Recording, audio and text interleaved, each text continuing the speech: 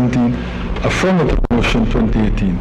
I move, whereas the provisions of Section 23 of the Finance and Audit Reform Act, Chapter 15 of the Substantive Laws of Belize, confers powers upon the Minister responsible for finance to make regulations for giving better effect to the said Act, and whereas the Minister of Finance has used such powers to make regulations to amend the Stores Orders 1968 to increase the ceilings under which accounting officers may purchase stores, and also to obtain stores items from abroad without first having to obtain the written approval of the Financial Secretary. And whereas increases in the ceilings are as follows: total cost of individual items of stores up to 10,000 from 3,000. Total cost of items of stores in one single order, 20,000 up from 7,000. Total cost of items to be obtained from abroad, 50,000 up from the requirement that all foreign purchases required prior approval. It's to give the FOs and the individual ministries a little more autonomy, latitude, and to prevent their having to go to the Financial Secretary for every last little approval for item purchases. And whereas no change has been made to the tender procedure itself, as outlined in Chapter 10 of the Financial Orders, and whereas these new regulations were deemed necessary, as the last time the ceilings were adjusted was in 1992. And whereas with the passage of time, such low ceilings have become unduly constraining and restrictive, and have contributed to slowing the process of government purchases, and whereas a copy of the new regulations entitled Stores Orders Amendment Regulations 2017 is annexed hereto, and whereas Section 23(4) of the Finance and Audit Reform Act provides that all regulations made by the Minister shall be subject to affirmative resolution of the National Assembly, now therefore be it resolved that this Honourable House, being satisfied that the said Stores Orders Amendment Regulations 2017 will give better effect to the provisions of the Finance and Audit Act and to the general efficiency of government operations, approve and affirm these said regulations. The motion has the recommendation of the Cabinet.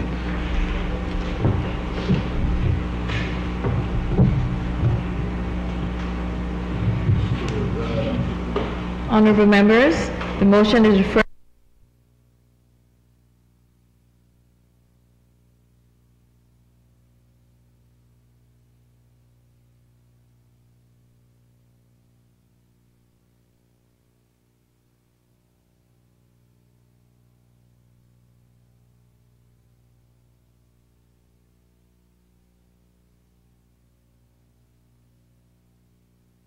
responsible for finance to make regulations for giving better effect to the said Act.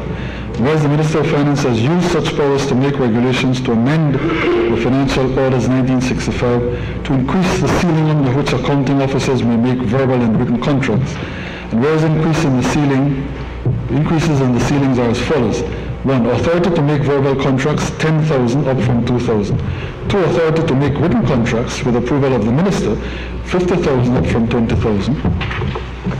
3. Authority for accounting officers to normally invite tenders above 20,000 but below 50,000, up from 10,000.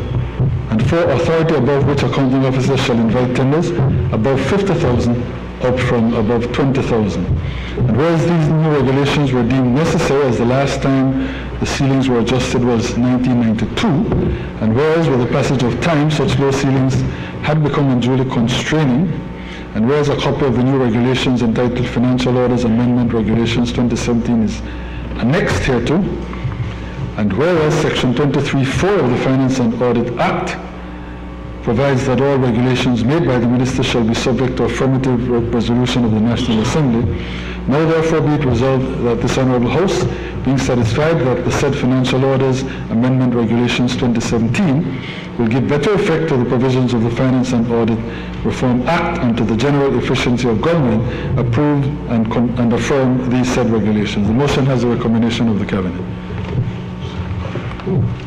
Honourable members, that motion is referred to the Finance and Economic Development Committee for examination, consideration, and report. I recognize the Right Honourable Prime Minister and Minister of Finance and Natural Resources.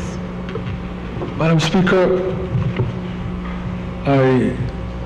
this is the International Cooperation and Development Fund of the Republic of China Taiwan Loan Guarantee Motion 2018 in favor of Belize Telemedia Limited.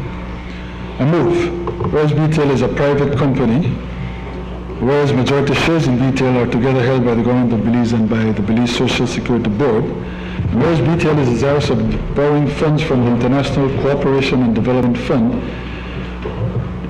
Taiwan ICDF, to assist in the financing of its national broadband plan or program, and whereas the Taiwan ICDF is prepared to offer BTL such financing in the amount not to exceed $17,500,000 United States dollars under certain terms and conditions, including the provision by the government of Belize of an irrevocable and unconditional loan guarantee to the Taiwan ICDF in favor of BTL, supported by a resolution of the House. And whereas Section 6 of the Finance and Audit Reform Act also requires that the government of Belize seek prior approval of the National Assembly by way of resolution to offer such a loan guarantee, and whereas the main terms and conditions of the Taiwan ICDF loan are as follows: borrower, Belize Telemedia Limited; lender, the ICDF; loan principal amount up to $17,500,000 US dollars; loan commitment period 3 years; loan term 12 years, including a 3-year grace period; purpose to assist with financing of the installation of a state-of-the-art fiber optic network to connect homes and businesses throughout Belize; interest rate 5.5% per annum, fixed; repayment of the facility will be over a period of 9 years after a 3-year grace period; commitment fee 0.75% per annum on the portion of the commitment that has not been drawn or cancelled; security, irrevocable and unconditional guarantee from the government of Belize to the Taiwan ICDF in favor of BTL for lending up to US $17.5 million plus interest and all other related charges. And whereas the government of Belize is desirous of obtaining the prior authorization of the National Assembly by way of a resolution for the issue of such loan guarantee, now therefore be it resolved that this Honorable House, being satisfied that a sovereign guarantee is a key requirement of the Taiwan ICDF in the case of this specific loan, and being further satisfied that the Belize Telemedia Limited has the financial ability to make the payments and repayments in respect of the loan, and being additionally satisfied that this loan will lead to the growth of the economy of Belize, hereby approve and confirm that the government of Belize may issue the required loan guarantee to the ICDF in favor of Belize Telemedia Limited for the performance of the loan on the terms and conditions set out above, and further authorize the Minister of Finance to execute and deliver the said guarantee and all the documents associated therewith for and on behalf of the government of Belize. This motion has the recommendation of the Cabinet.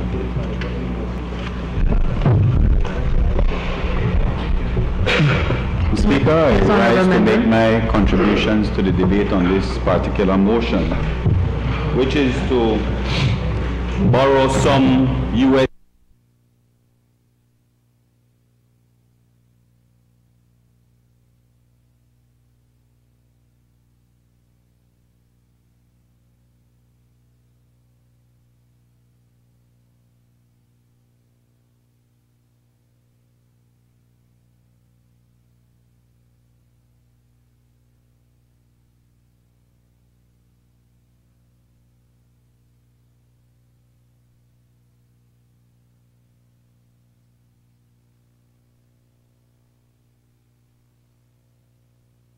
would actually advance such a motion after he has in the past 10 years condemned the securing of a loan by way of a sovereign government guarantee for a private company.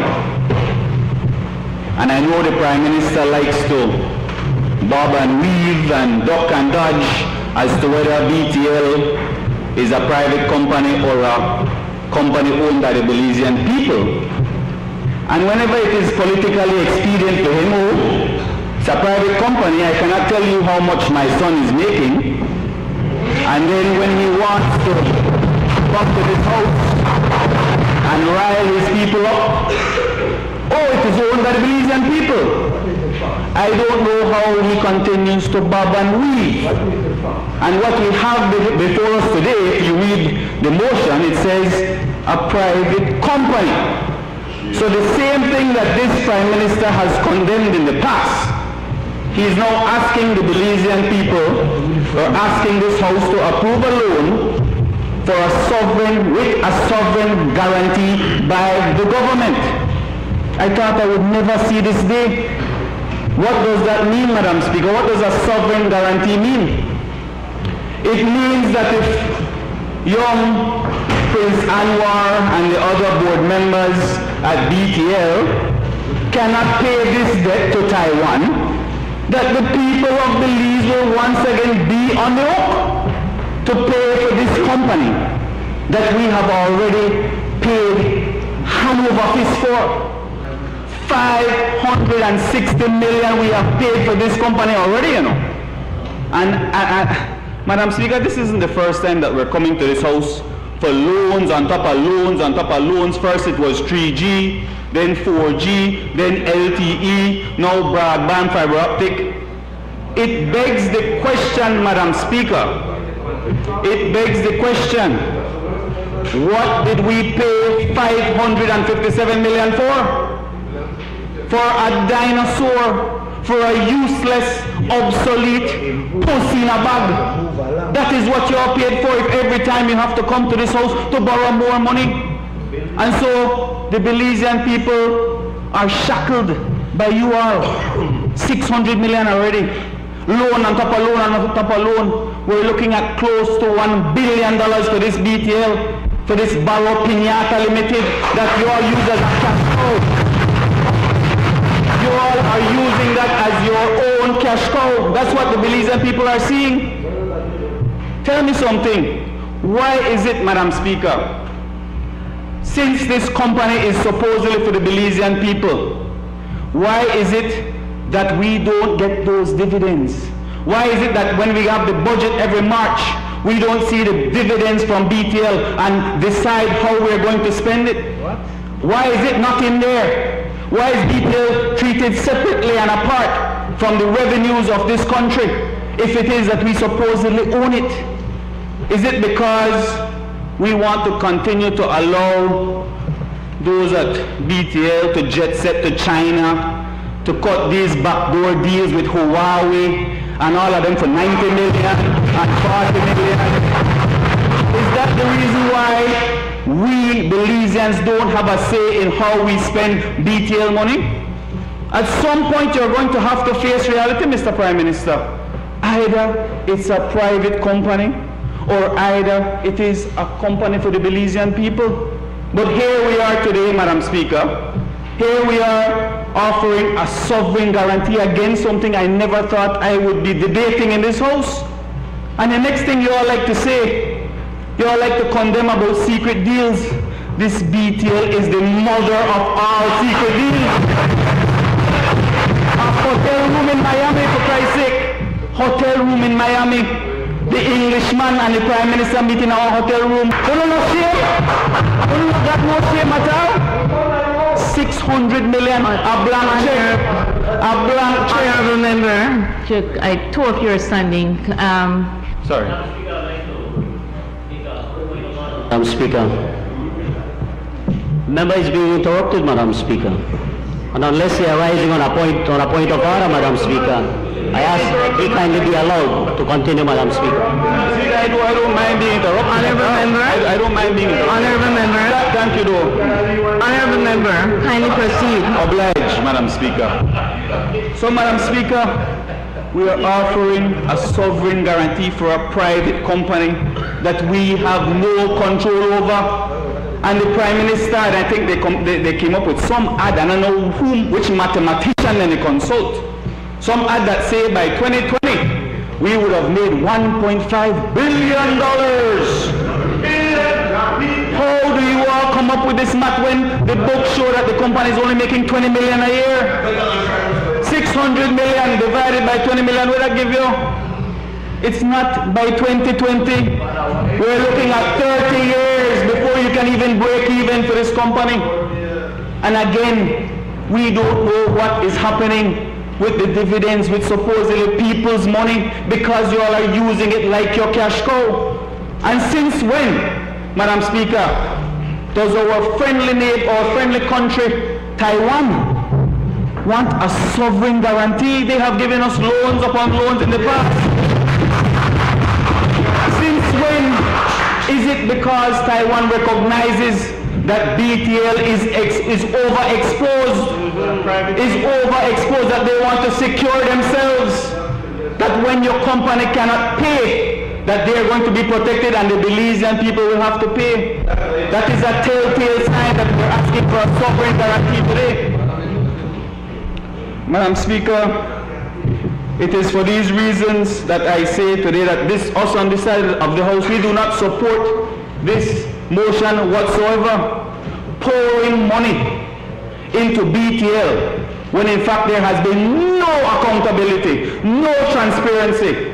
Time and time again, 40 million here, 40 million there. We come to this House to approve loans just so that this board can jet set all over the world and cut deals and social security money. Social security, man, we don't have no shame, Madam Speaker. So we object vehemently, Madam Speaker, to this particular motion. And I know the Prime Minister's usual attacks, and I know the mudslinging will start on me, and I don't really care because my skin kind of thick. But what you all have to worry about, what you all have to bear in mind. Honorable member, you want to wrap up? I am wrapping up, but what you have to bear in mind, those of you on the other side, is that UNCAC is coming. You have to bear in mind that nepotism is corruption. And you have to bear in mind because you all like to crucify. And I want to tell you all that when you follow the money trail, it all leads back to the Barrow family. Honorable member. I think you're right on the edge. I think you need to wrap up without further. Okay, Madam Speaker. All I'm saying is to advise, Madam Speaker, the Prime Minister, with a motion like this, in the words of Damian Marley, be careful who you nail upon cross.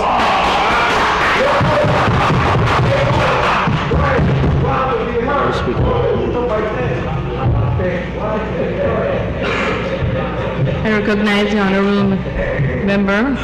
Thank you very much, Madam Speaker. Madam Speaker, I'm not going to be long, except to say that I fully associate myself with the statements, the contribution made by the honorable member from the Caribbean shores. What I want to add, Madam Speaker, is certainly I am very concerned about government providing a sovereign guarantee to a private company. And I want to go further to say that history will show, and the records are here, Madam Speaker, that time after time we keep approving, loans to BTL. And what the Belizean people are concerned about, Madam Speaker, is really the cost of internet, the cost of calls, to the Belizean people. If, as the Prime Minister has gone on record in this honorable House to say that BTL belongs to the Belizean people, why is it that we're not seeing a reduction in cost? And we mean a real reduction in cost to internet and certainly to calls. That is what the Belizean people want. But I want to go further, Madam Speaker, to say that why is it that after government has claimed that we won't BTL, why is it that we still have Corazon High School without internet? Mr. Minister of Education, member from College, Corazon High School does not have internet, does not have access, no, but this is not a fool, this is reality, does not have access to a telephone, Madam Speaker. Prime Minister, you should allow the honorable member from Toledo West to speak. Honorable members, can we settle down and allow, unless you're making a point of order, can we kindly proceed? There's a way to object. We use a point of order. We stand. We know the proceedings. Kindly proceed. We cannot allow this session to get out of hand. Thank you very much. Thank you very much, Madam Speaker.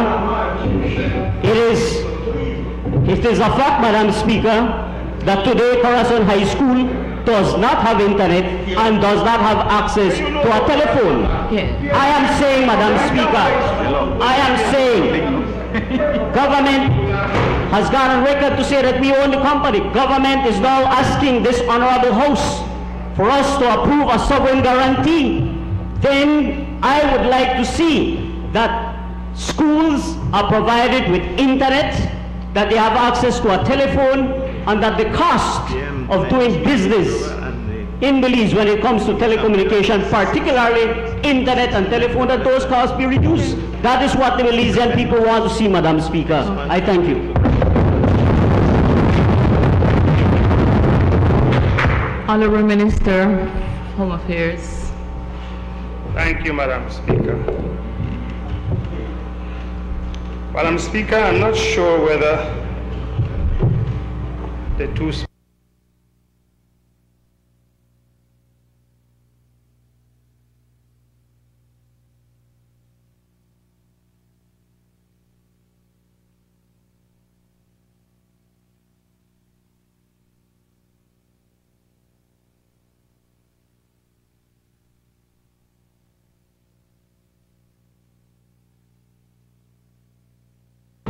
should in fact pay a debt of $90+ million for benefits which we have not received in any shape or form.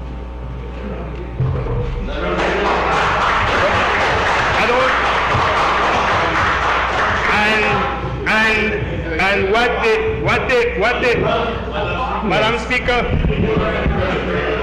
Madam Speaker, we are talking on something in return. What is the concern? Thank you. Honorable Minister, can we Madam Speaker, I'm very clear as to what I'm saying. And I have many, I am going to be 70 years this year. And I have had very many years of education, and I have studied these matters very intimately, so I know what I'm saying. I know what I'm saying. Sovereign guarantee, Madam Speaker, is given when a nation believes that what it is guaranteeing is going to be for the benefit of the people of the country.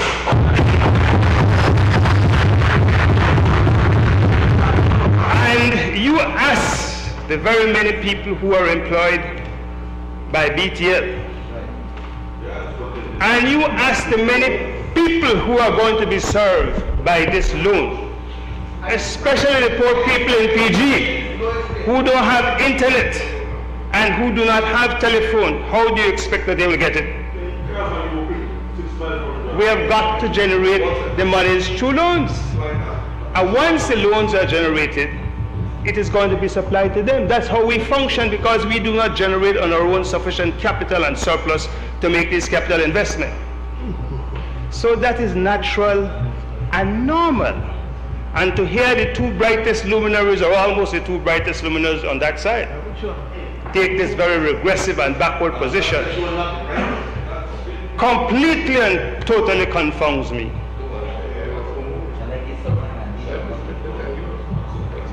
Madam Speaker, if you listen to the debate that is going on in the United States now, the big suggestion is that they must do more infrastructure investment so that one can provide not only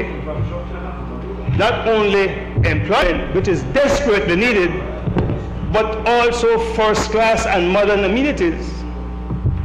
Is it the suggestion of the minister or the member from the Caribbean shores or the member from Toledo East that you don't want first-class telephone and internet services in PG or in Caribbean shores? And is it the suggestion from those members of the House that we don't need employment? That in fact this $17 million is going to generate employment and greater wealth for the country? Is it that their suggestion? One of the reasons why the country has been so backward and stagnant, and when we find ourselves in this kind of position, is because leaders on the other side had no hesitation to give what they would want to claim as sovereign guarantee to a loan that originated in corruption and that is now going to cost us $90 million. Because that is what we are faced with. We are faced with purported government officials in the executive, and then Prime Minister, and then a Minister for, Attorney General, signing an agreement which today we are now faced with, which is costing us some $90 million. $90 million. Madam Speaker, a point of order. Excuse me, there's a point of, what is the point of order? That's supposed to be left for the other debate. Right now we're talking about a loan for BTL. Minister, thank you, Opposition Leader. Honorable Minister, can you... I would concede if any authority could be shown where I can be limited on speaking on the way in which I'm speaking. If you can show me the authorities which limit my ability to raise these matters on a debate, I will be the first to sit down. Because I like to comply with the law. I am a law-abiding person. But when it comes to the development of this country,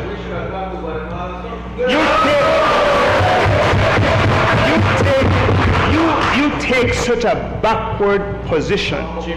The dynamic contribution that BTL is making to this country, the dynamic contribution, don't we want to see that continue?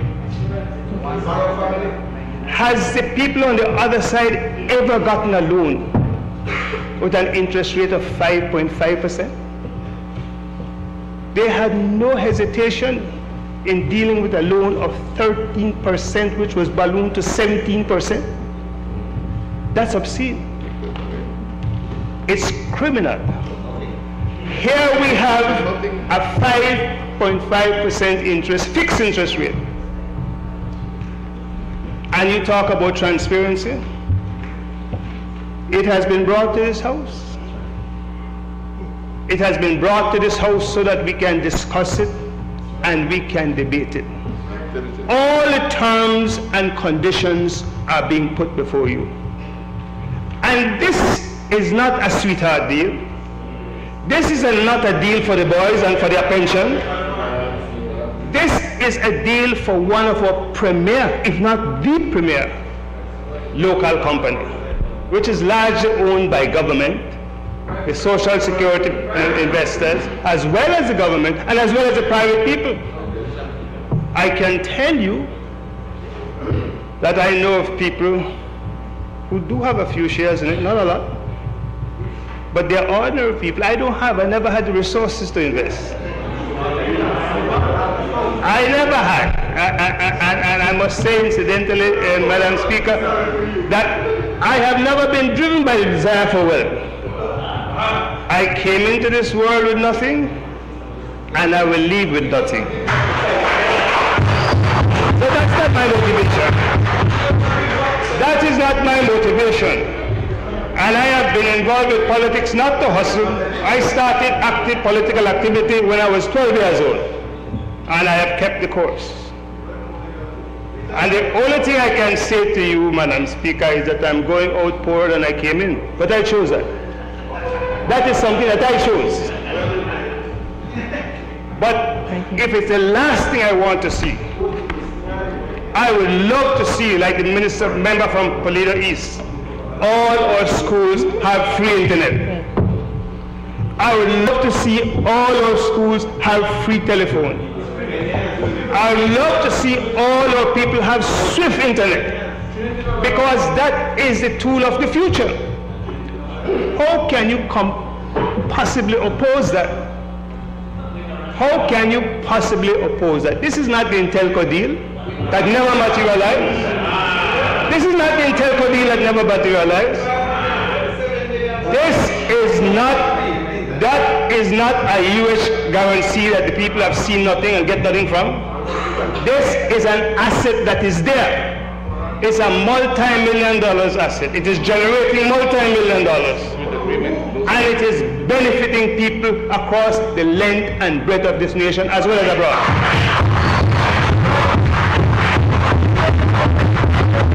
Madam Speaker, I was abroad very recently and I was very pleased at the very good reception we got from the Belize stations all the way in the United States.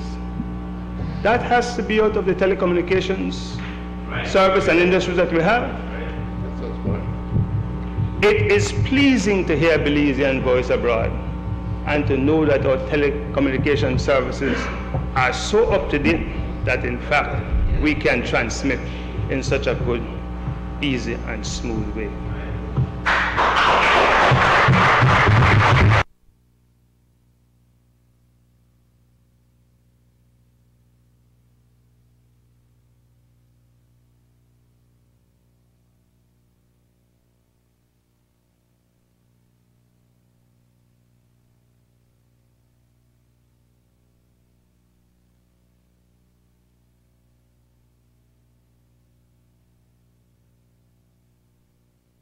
Debate that is going to come when next we meet in here.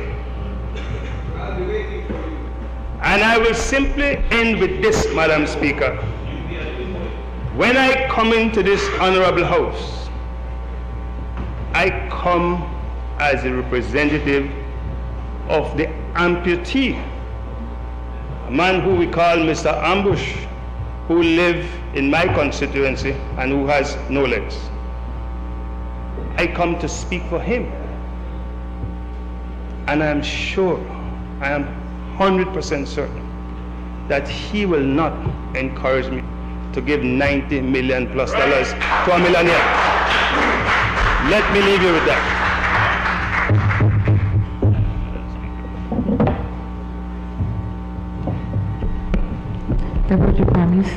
Madam Speaker, you hungry? Madam Speaker, Madam Speaker, in accordance with Standing Order 12.8, I move that the proceedings on the order paper may be entered upon and proceeded with at this day's sitting at any hour, though opposed. Honorable members, the question is that the proceedings on the order paper be entered upon and proceeded with at this day's sitting at any hour, though opposed.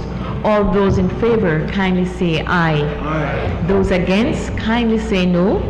Think the ayes have it. Honorable Minister, can you proceed? Thank you, Madam Speaker. Madam Speaker, I feel it imperative to say a few words because of the comments that my colleagues have made.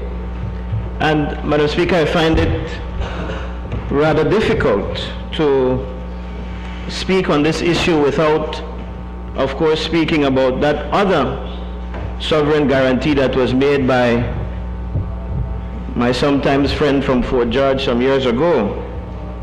I realize, Madam Speaker, that there is going to be an opportunity for us to debate that issue, probably at our next sitting of this House.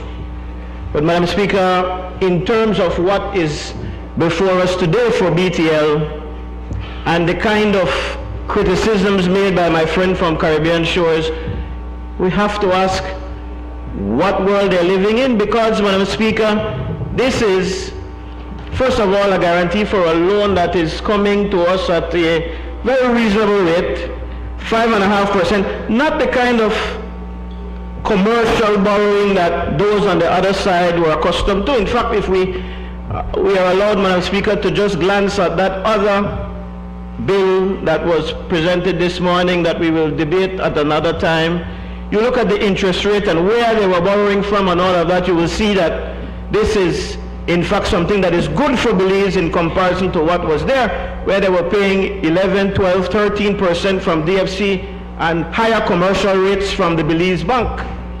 But like I said, Madam Speaker, that will be left for another day. The sovereign guarantee is required because we are borrowing for a private company, BTL, that is owned by the government, yes, but that it is a kind of loan that is coming from country to country, Madam Speaker. The ICDF, for the benefit of the Belizean people, is an arm of the government of Taiwan. This is not a commercial bank. This is not the International Bank of Miami. This is not, what's the other one from Trinidad that they racked up all of these huge commercial borrowing, RBTT. It's not that kind of loan, Madam Speaker. This is a concessionary loan from a friendly nation to a company that is owned by the government, and it has benefited the government and people of this country tremendously. Madam Speaker, if you listen to my friend from Caribbean Shores, you would think that BTL is raping this country, that BTL is not on the level of development that this country is needed. So let's look at that for a minute. Let's look at where BTL was. And I will not go through all the details this morning, Madam Speaker, of the sordid history left by the member for Fort George and his colleagues who were in government at that time. The whole getting rid of the special share, the golden share, the whole getting rid of the government's possession of what was BTL at that time, the whole processing, the Intelco fiasco. Madam Speaker, if time would permit us, and we would really expose them, and you know, sometimes this is the problem. We don't take that kind of time. I hear the member from Koya South saying about he is hungry. They don't want to hear all the facts. But if we would stay here today and paint the picture of what was done for BTL to BTL by that set over there, it would be here, and the Belizean people, the young people in particular, Madam Speaker, who are going to be going to the polls on March 7th, for some of them for the first time, and some of them going, Madam Speaker, at age 18 and 19 and 20, not knowing what that set over there was like. Maybe it is important that we tell these stories. When they left BTL, Madam Speaker, before the Minister in his wisdom acquired this company, let's look at what was there, because according to my friend from Caribbean Shores, BTL is now in the drain. In fact, it's not a good company at all. It's not working. What was there when my friend from Fort George left? It was a special accommodation agreement signed with Michael Ashcroft, gifting him a 15% rate of return no matter what. What was there at BTL as well, my friend from Caribbean Shores, was a kind of blocking, a definite blocking of voice over internet protocol, which has revolutionized telecommunications in this country over the last couple of years. Let me break that down for the young Belizeans out there who might be listening to his nonsense, Madam Speaker. Under the People's United Party, when they were wrapped up in Michael Ashcroft, when my friend from Fort George and his Attorney General, the member for Freetown, were wrapped up trying to get the company off their hands when PRASA had stiffed them. What they did, Madam Speaker, they wanted to get it off to Ashcroft, so they promised him a whole lot of things, including that accommodation, secret accommodation agreement that nobody knew about. He spoke, Madam Speaker, he spoke about antiquated infrastructure. Just a minute. I want to advise the members of the gallery that the Deputy Prime Minister is quite capable of doing his own presentation. Please give him a chance to do so. Proceed, Minister. Described what we are in possession of now as very antiquated, that we bought puss in the bug, according to him. And he is criticizing the investments that are being made. Madam Speaker, I will tell you something. Madam Speaker. I have been across this region, the Caribbean and Central region. In fact, even if you go to the great United States, the internet service, the telecommunication service that we provide here in Belize, primarily by BTL, but even by Smart, is second to none other in this region. I am telling you. And that is because of BTL under the leadership of the United Democratic Party government. Hands down, all of these investments that are being made. But let me go back to the antiquated infrastructure that my friend from Fort George and his Attorney General left with BTL and Ashcroft. You remember, Madam Speaker? That old infrastructure that, in fact, allowed them to keep the Belizean people away from VoIP. They wanted you to continue, they wanted the young people to continue to use landlines. They wanted us to continue to call the United States on landlines so that BTL can make a killing. That's what he agreed to, Madam Speaker. The member for Fort George, he signed off to that when he signed that accommodation agreement. He'll get up and say it's not so now. So, are you on a point of order, Minister? In allowing this Deputy Prime Minister to be libeling me in this House. Libeling you? There's no libel in this House. I know there's no libel in the House. That is why you're making these outrageous comments. Go ahead. Go ahead. My point of order is this, that whatever I did, I always acknowledge my commitments. Secondly, the whole thing about BTL and the problems we had is because I was fighting Michael Ashcroft, not giving in to him. So it's a distortion. What is his point of order? Thank you.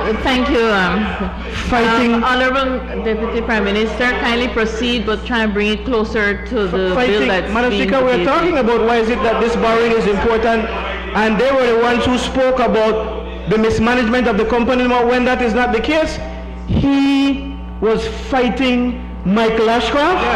Yes, I was. He was fighting Michael Ashcroft. Madam Speaker. Excuse me, Deputy Prime Minister.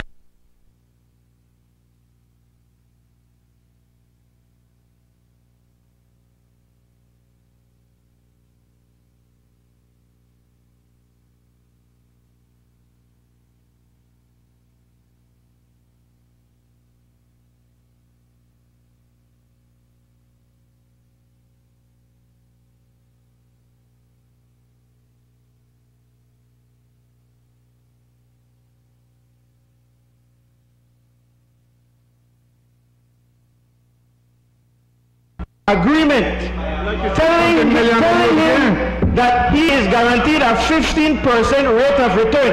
What that means for the Belizean people, make a broke it down. Come, my friend from Caribbean Shores, they like it down there on the basic level. It's said to BTL that if you operated for the entire year and you did not make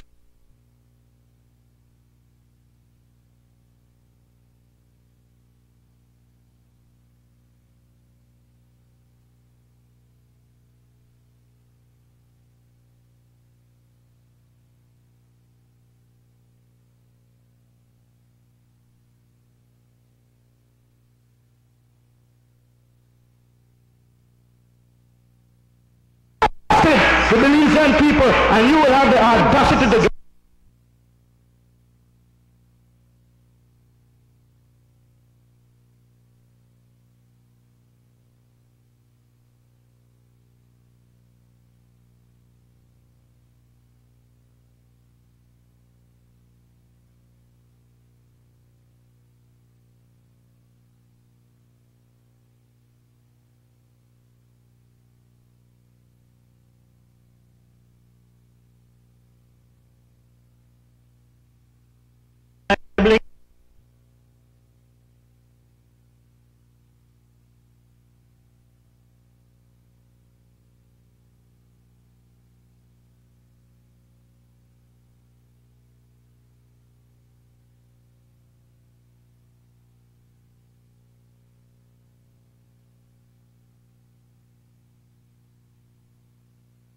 such sweets.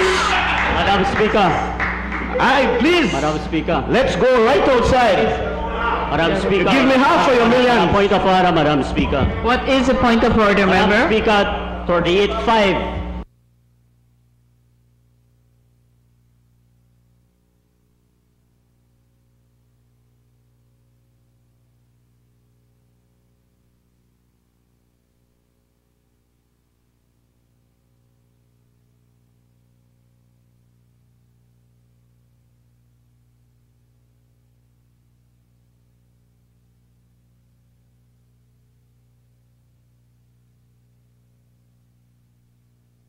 proceed with the debate itself. Thank you. Guided, Madam Speaker, the member quoted a standing order that speaks about impugning motive.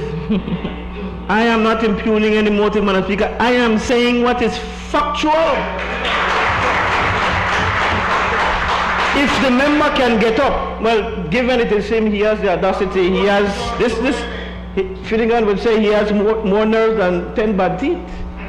But he would get up and deny. But the facts will prove, Madam Speaker, that that honorable or that member from Fort George, along with his Attorney General, who is almost silent to non-existent now, signed a secret accommodation deal. It was done in secret. Yes or no? Yes or no? Kindly proceed. You signed that agreement guaranteeing Michael Ashcroft a 15% rate of return, which for the Belizean people again says that if we do not make the profit up to 15%, that the government will forgo taxes that you ought to pay. Fact, say it ain't so, Mr. Member from Fort George. It is a fact. Madam Speaker. Not impugning any motive, Madam Speaker. I am speaking what is factually on the record now. Madam Speaker, a point of order, Madam Speaker. There's a point of order. Madam Speaker, the member is being repetitive. He's being repetitive. Please. Yes. Honorable. And then, Madam Speaker, it is that one from Toledo West that is talking about being repetitive? The master himself? Honorable Minister, can we kindly get right... Madam Speaker, the point I was trying to make, thank you, Madam Speaker. The point that I was trying to make before, he got up and interrupted and wasn't very honest with the Belizean people, as he normally is. The point that I was trying to make was that the infrastructure that existed at that time was not very conducive, very productive for the technological needs of this country. So my friend from Caribbean Shores, when he spoke, was being hypocritical. He was being almost dishonest, Madam Speaker, because he's not telling the Belizean people the truth. The investments that have been made in BTL since it has been acquired by the government, Madam Speaker, and that it is now owned by the government and people of Belize, is what causes the developments that we're seeing in this country. And what developments are we talking about? Now getting access to voice over the internet protocol, Madam Speaker. That was revolutionary in Belize. And for the benefit of the younger people again, you could not do a FaceTime call, you could not WhatsApp, you could not Vire, you could not Snapchat, you could not send these things. You could not do any of that. And for those of you, the leader of the opposition wants to be smart.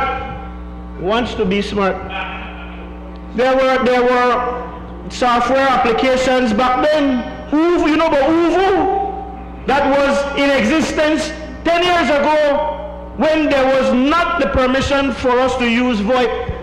So if you know, your argument is, okay, Snapchat, Viber, WhatsApp, Facebook, all of that is new. Well, you check back to Uvu. You check back to what are the other one where they do the calls for, Skype. That has been in existence long before VoIP was freed up in Belize. But they, Madam Speaker, under their watch, insisted on keeping that package preserved in order to allow Ashcroft to make money and to cream the Belizean people. They did not want to open things up, Madam Speaker, because that would have handicapped the profits of BTL. And if the man will make a 15% because of the agreement that my friend from Fort George and his Attorney General from Freetown made, then they would have come for the tax-paying dollars, and that would have exposed him because he did not tell the Belizean people that he signed that accommodation agreement, being the secretive, clandestine, greasy, Madam Speaker, greasy way of operating, which he engaged in. Sir, I want to ask you to bring it back to the debate. And Madam Speaker, in contrast to what that made the case for, what was in existence when they handed over the company to Michael Ashcroft, BTL under this administration, under the government and people, has become very prosperous. My friend from Toledo West mentioned internet in schools, and I don't know why he will even try to raise Corazon Creek Technical High School, because they're like, it wind me up. This is a high school that is in the very, very remote. This is the southernmost high school in this country that he shouldn't even open his mouth about. He was education officer in Toledo and did absolutely nothing for the people of Toledo in terms of education. It was when Eden Martinez was representative and I down there, Madam Speaker, there were only 2 high schools in the entire Toledo district, and today we have 5 and another one coming. Corazon Creek in the most rural part of Toledo is the state-of-the-art high school, complete with solar energy and everything else. So his point of not having internet is null and void. You have people when they have light wrongly. So I'm not saying that they don't deserve better treatment. I am one who advocates for that. But they're like him, he say, you know, the people down there no got anything at all, and then you give them one whole new outfit, give them shirt, pants, brief, and short shoes and everything. And I said, but they're not got no necktie. That's how ridiculous that argument is. They need a necktie, otherwise they don't feel complete. They're naked without a necktie. Minister, are we wrapping up now? I am rebutting the point that he made, Madam Speaker. Yeah. But just to be clear, the kind of investments that we are making in the technology at BTL is going to continue to see things revolutionized in this country. I just met with the CEO of BTL a few weeks ago, Madam Speaker. He and his executive team, they came, and if you don't believe me, go and check what is happening at San Pedro High School right now, where they are getting internet access fiber-wise. Internet can't do everything, everybody tablet, everybody compute, everybody think the home, because of the fiber optics, because of the investments that have been made in BTL, because of the kinds of borrowing and investment that we're doing here, Madam Speaker. And the company is not borrowing at those commercial rates. They're not borrowing from RBTT and the International Bank of Miami Madam Speaker, on a point of order, the member is being repetitive. He has said that like 3 times already, Madam Speaker. Thank you, Member. He's being repetitive. Thank you very much.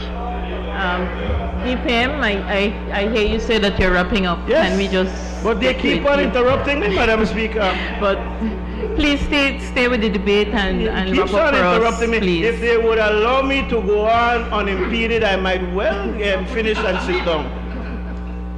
You know?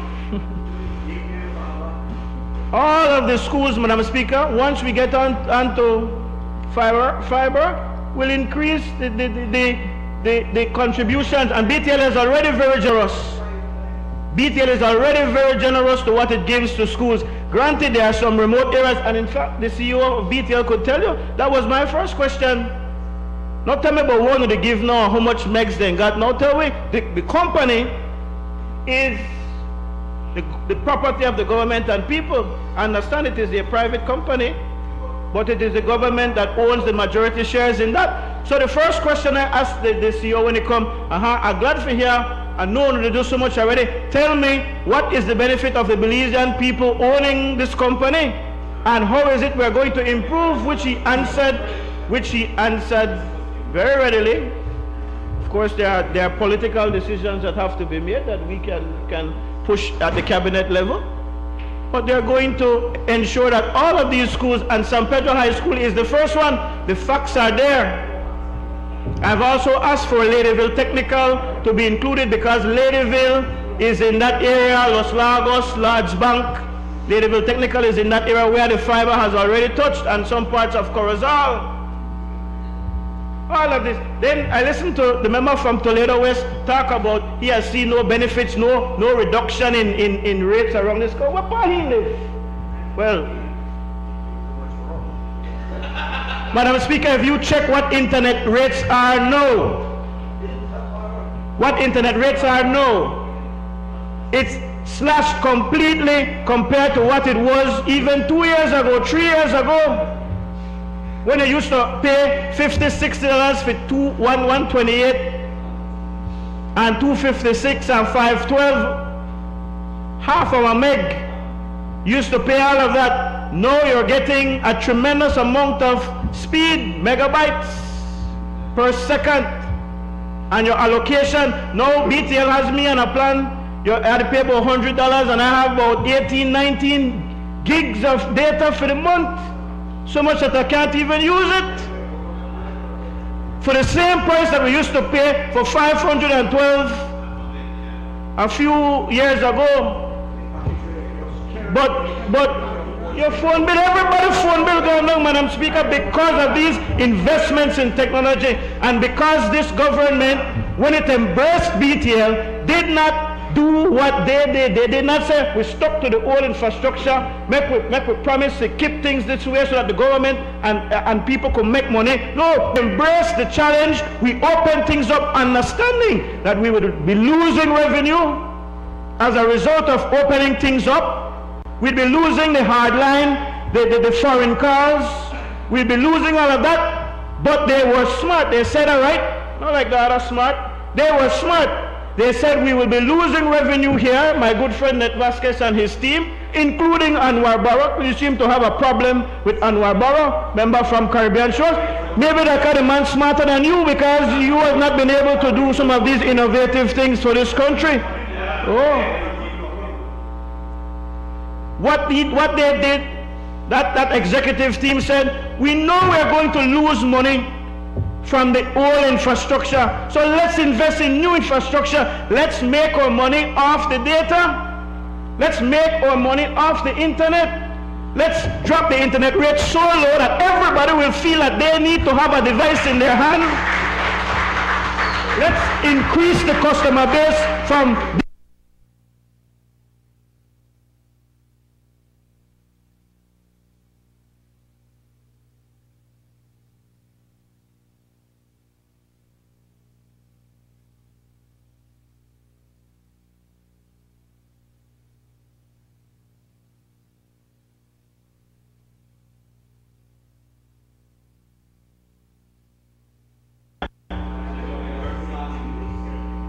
and the Prime Minister's son. You know, I've watched, Madam Speaker, as they tear down people in this country. But you know what the difference is when it comes to the UDP and the PUP? Then people, when they tear down, we have value for money to show. One of the most shameful things is their new commercial, and you, Mr. Leader of the Opposition, something is wrong with your learning ability.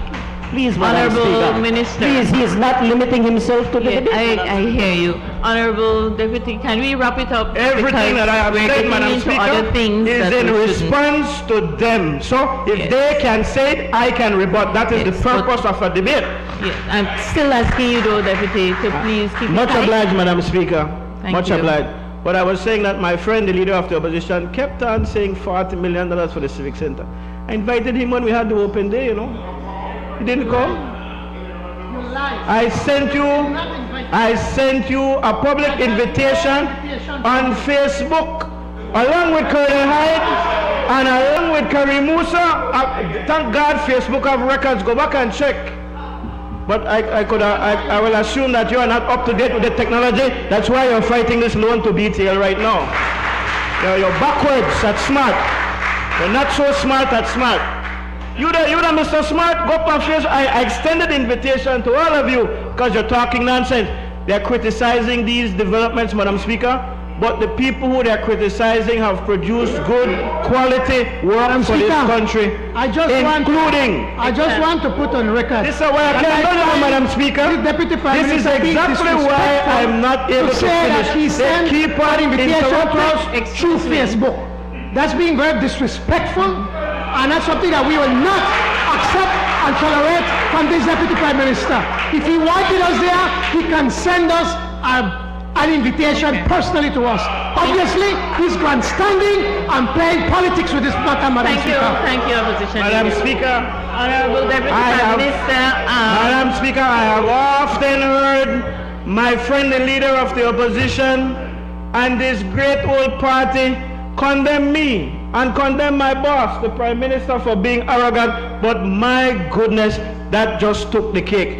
I am the Leader of the Opposition. I must get a personal invitation invitation when I am on the TV, I am on the radio inviting the whole country. You should be lucky you got a personal Facebook invitation.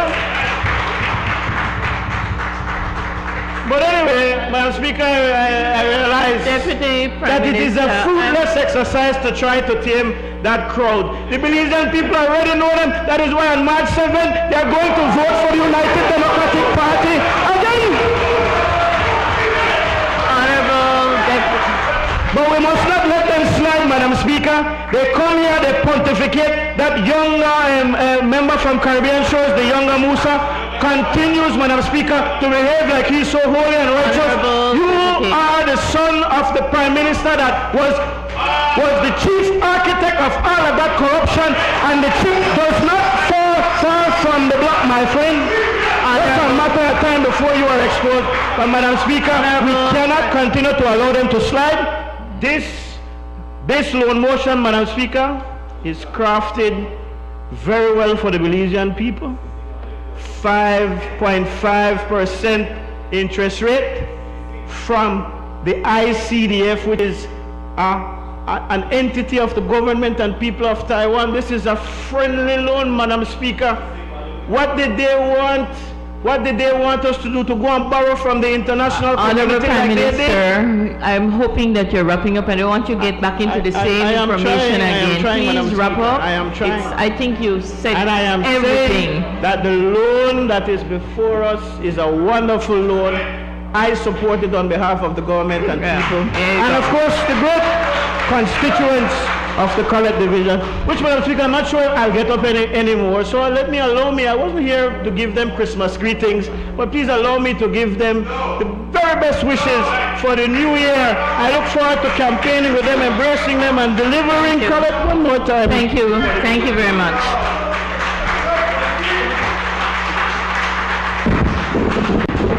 I recognize the Leader of the Opposition. Madam Speaker, thank you very much. And I wasn't planning to take part in this debate about this sovereign guarantee for a loan for BTL. And as I always do, I put on record that my brother and my cousin, they are shareholders with SpeedNet.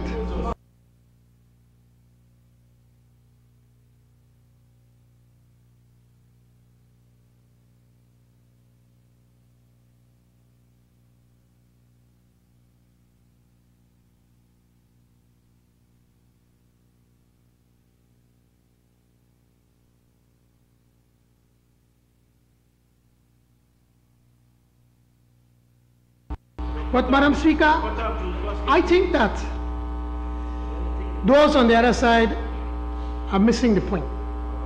I don't think anyone of us on this side are against BTL borrowing $96 million to do and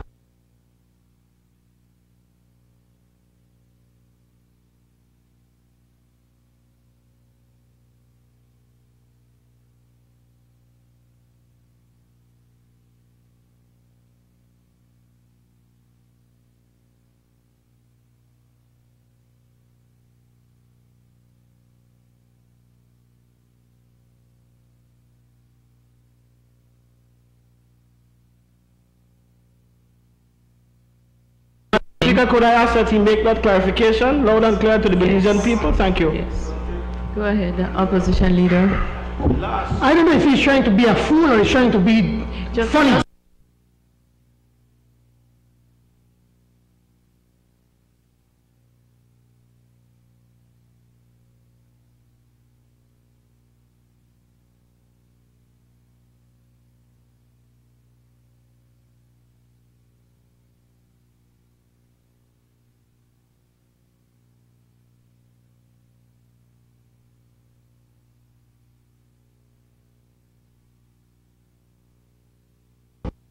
It was no other than the Prime Minister that announced last year that BTL was going to embark into a $96 million project to have fiber to the home. So we in this side, we're not against BTL wanting to, as a private company, to feel that $96 million is going to be a good investment to be able to have fiber to the home. Now, as a person in the business, I can tell you that something is wrong over that side when they're going to spend $96 million, because the market is just not big enough to be able to pay back $96 million, but that's another matter for the people at BTL to answer. The point that we're making, Madam Speaker, then, if BTL is so profitable, why is it that they need a sovereign guarantee from the government of Belize for a loan from Taiwan? If Taiwan is such a good friend to Belize, why is it that BTL, the government of Taiwan or IFID is demanding that there must be a sovereign guarantee from the people, from the government and the people of Belize? And if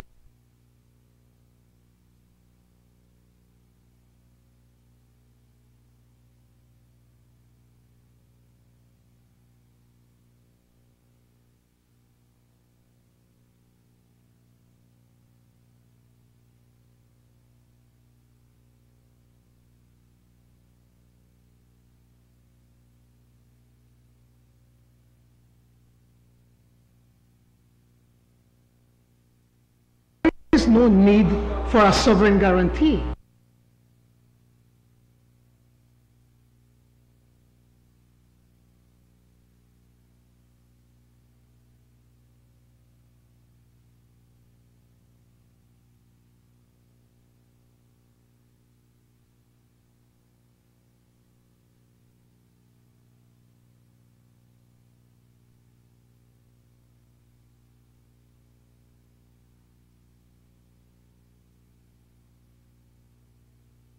Is a private company where the government has the majority share, majority share.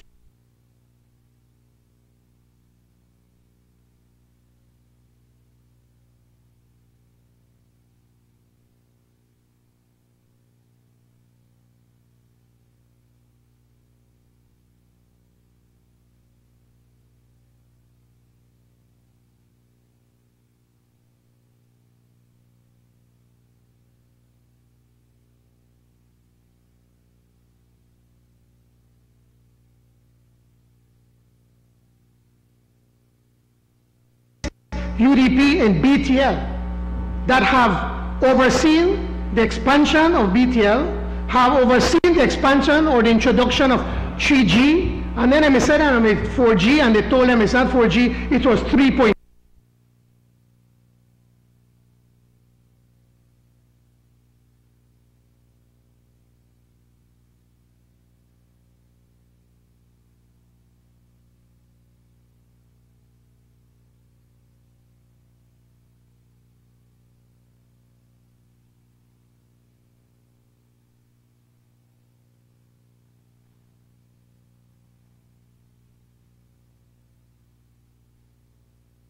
And we are going to get to the bottom of it. Trust me, we are going to get to the bottom of it. That is where the hustling is, not is with this loan. The point is that they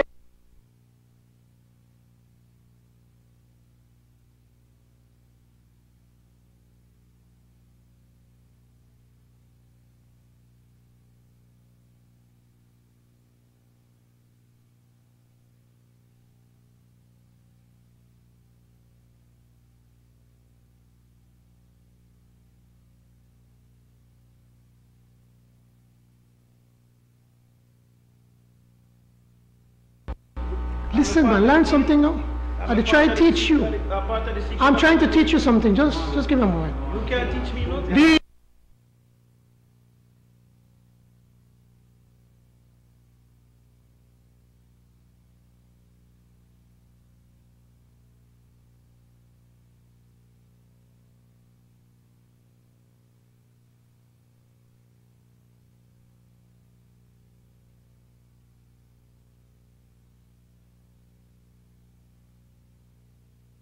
Speednet was already allowing customers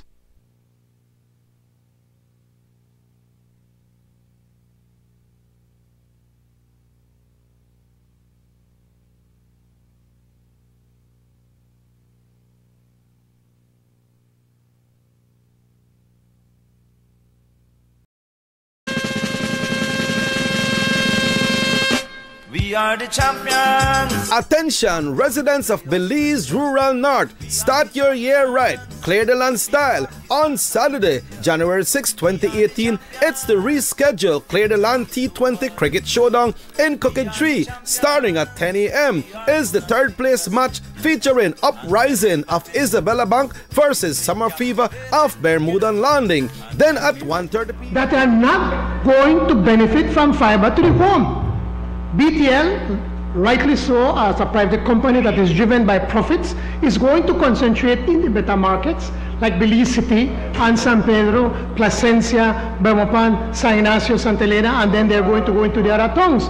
But unfortunately, our rural areas are still going to be neglected and will not benefit from fiber to the home. Maybe they might have one or two villages to say, oh, we do it in some villages, but the truth of the matter that it is not feasible for them to do that. So to talk about, oh, we do this or to help the poor people in this country certainly does not.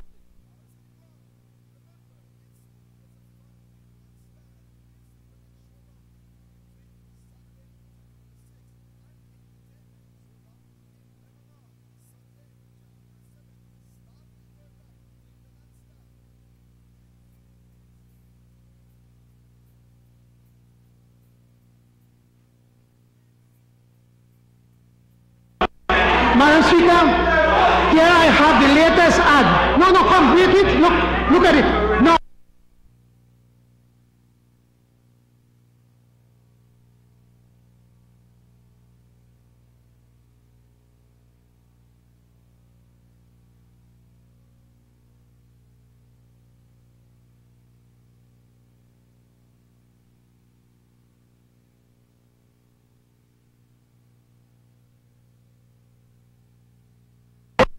Madam Speaker. Thank you.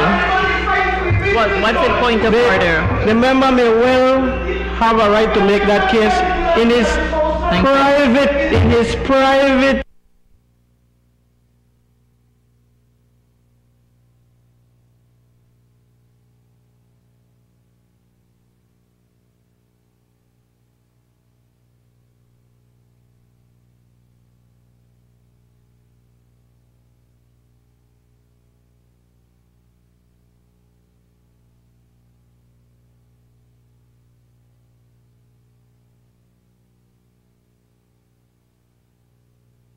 Order, please. Madam, and then furthermore, Madam Speaker, they were all over me when they thought that I was straying away. What does BTL's commercial have to do with the loan motion? That's a point of order here. I The point, Madam Speaker, excuse me, opposition leader. And I really take issue with the introduction at this point that you're mixing up the issues. Please finish your presentation. Continue with the debate.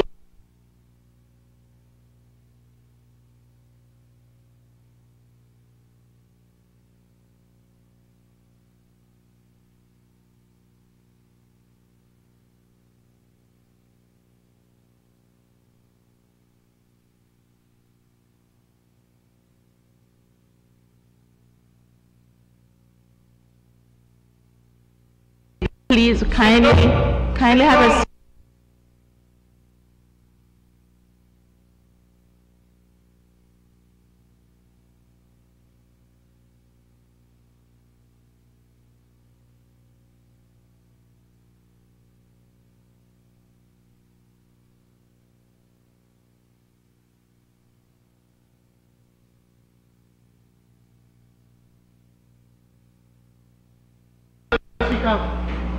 Madam Speaker, the point that we are making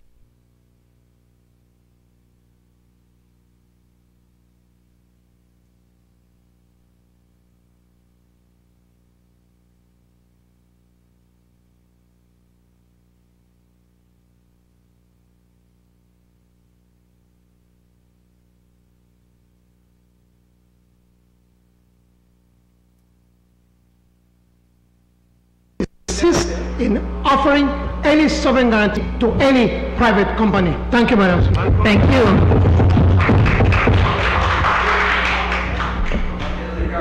Yes, Honorable. Much obliged. There is a saying, actually it was the wife of the former President of the United States who said, when they go low, we go high.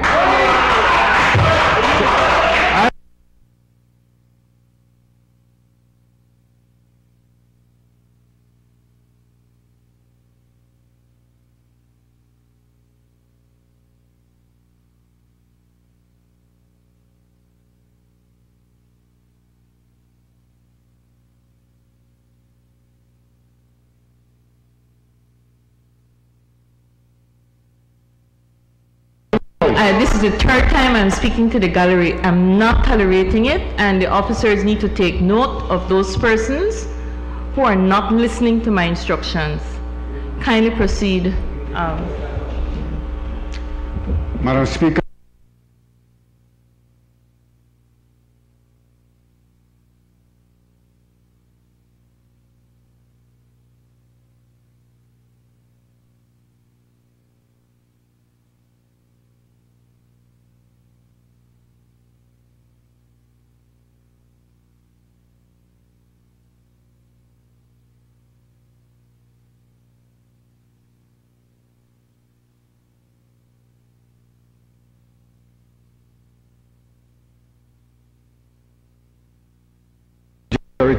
Who incidentally earned his first shares in BTL through the UDP government. No, I'm just saying, let's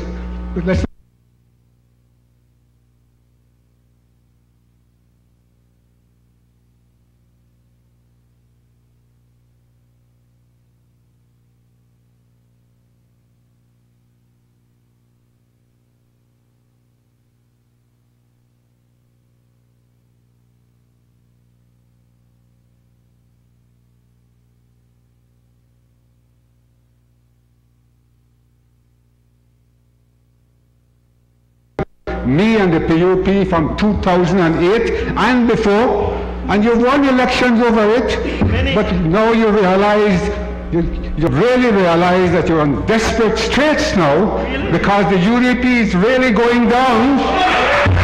So you want to revive all these old things now.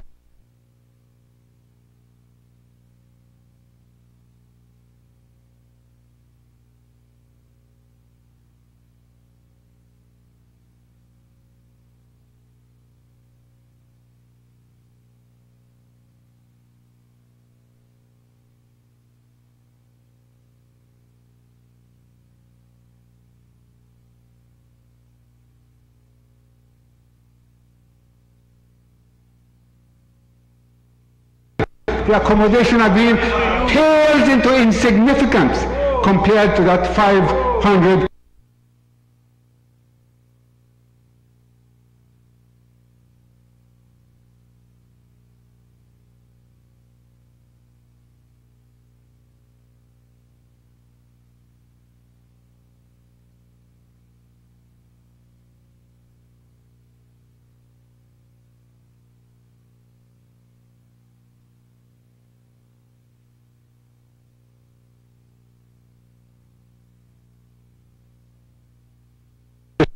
That Said Musa received. That's a blatant lie, and I need to correct that. It is on your Facebook, yes.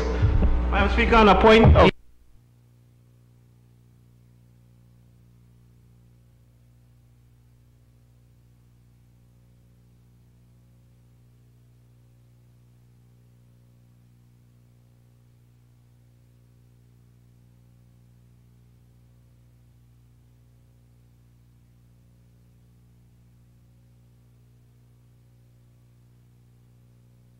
Speaker, to say no money for that. Very best wishes to the people and children of Khaled. Okay. And so, Madam Speaker, what I did was I made a comparison to that year, which was probably about 3, 4, 5 years ago, when Christmas cheer at that time was 35,000. Nothing about the 12.5 now, but he probably kind of slow getting on in years and so on. Not that I have anything against old people, just that particular one, Madam Speaker. Thank you for the clarification. Continue, just Right Honorable. Speaker, I did not receive any $35,000, and I wanted to make that clear because of people who read your Facebook won't believe those lies. Every year you get Christmas cheer, and I see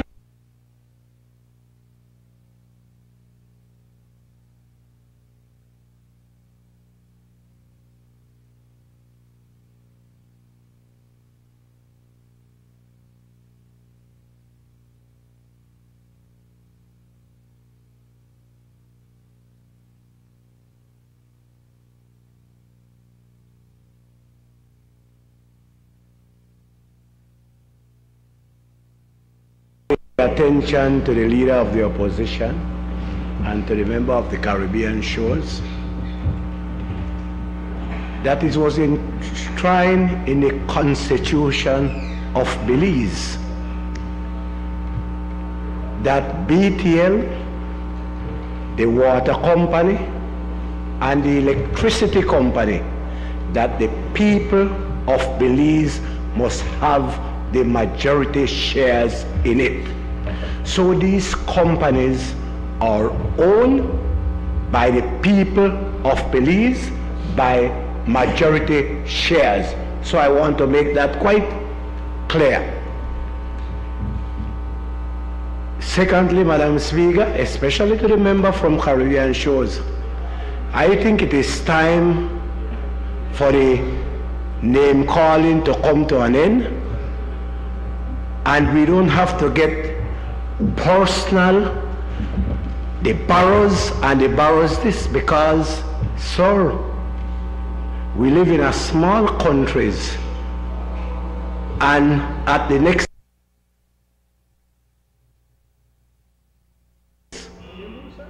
I will avoid that because my friend is sitting in front of me. But we must be careful how we try to malign and bring people name into disrepute and bring people character. On behalf of companies that are owned by majority shares by the people of Belize, Madam Speaker, I want to applaud the government for doing it.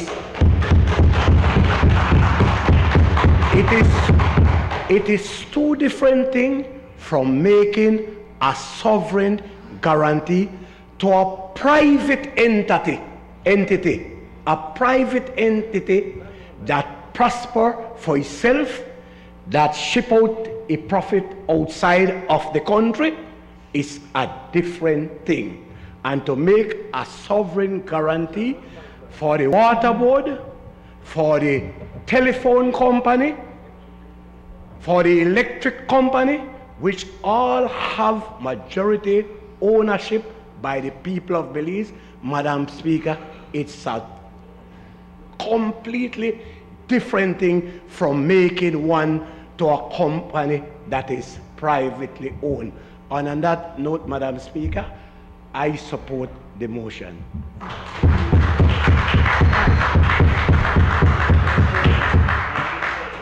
Long. Madam Speaker, I have said before in this House that I represent very poor people in this country. And what we are doing with the resources of this country is a sin. It is a crime when we take so much money and give it away. Basically giving it away. For what purpose? What do we hope to achieve? My people understand, well, you know, I heard the Minister of Education saying, bragging about the schools. Go check the internet system. Go check the telephone system. Go check the solar power that they have in the villages.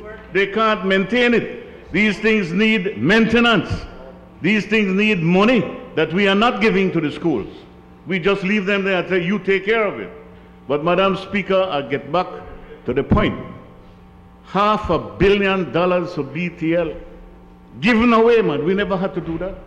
That is a crime. That is a sin. When our school, right now, the school bus cannot get to Dolores Village. Right now, the bus is like 10 miles away that people have to walk to get to that bus system.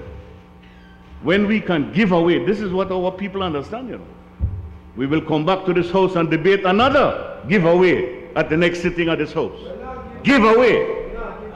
My people understand that, maybe yours don't, and maybe the people in the gallery don't understand. But this is money that we are giving away and getting nothing in return for it. Getting nothing in return.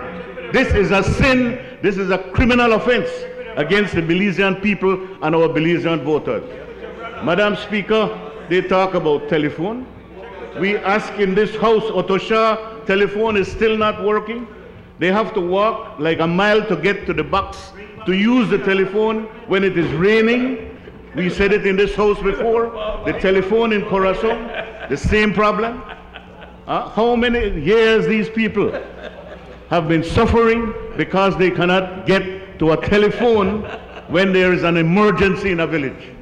They can't call the police station if there's a problem. They can't call if somebody gets sick and they need an ambulance, which they don't provide anyway, or to call any vehicle to get them out from rural Toledo. That is the concern that I have, Madam Speaker, and I hope that this government realize. Stop bragging about the 7th of March, because people out there are stupid. People out there understand that you are giving away the natural resources of this country, and I say to you, gentlemen, that is a criminal offense. Thank you, Madam Speaker. Prime Minister. Thank you, Madam Speaker.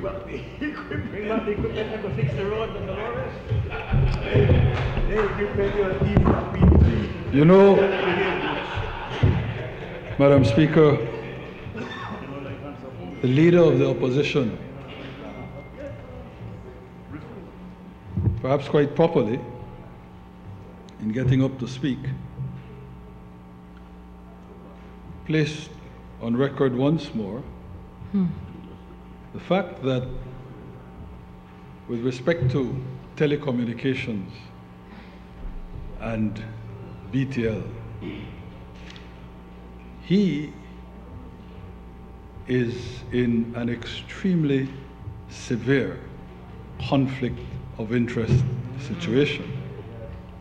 I don't know that it is enough merely to say, well, I place on record the fact that my family, that's how he describes it, I had always thought he himself was personally a shareholder in SMART, but he claims that it is his family. And I don't know that it is enough merely to say, well, before I speak, let me confess once again that issues concerning BTL. Because leaving aside the question of whether he himself is a shareholder, it is not enough to say my family are shareholders in SMART. What he should say, that is part of the truth. If he is making full disclosure, then let there be the full truth. My family, he should say, family members are shareholders in SMART along with Michael Ashcroft Companies. If that doesn't disqualify him, I don't know what does. In terms of the member for Caribbean Shores, Minister Finnegan has time and again made the point to him about his personal manner of intervening, especially his, it seems, unquenchable thirst for trying to attack members of my family, and in particular my son Anwar. I think he extends it from time to time to my other son as well. Just let me be done with you once and for all. Was it nepotism when your father made your brother the head of Niche? Was that nepotism? And would you tell the public whether your mother still controls BCVI and your wife still works for that same BCVI? Then it appears you are an expert. Nepotism is not just confined to government. Then I can see, then I can understand the basis on which you speak, on which you seek to talk about nepotism. Obviously you are an expert.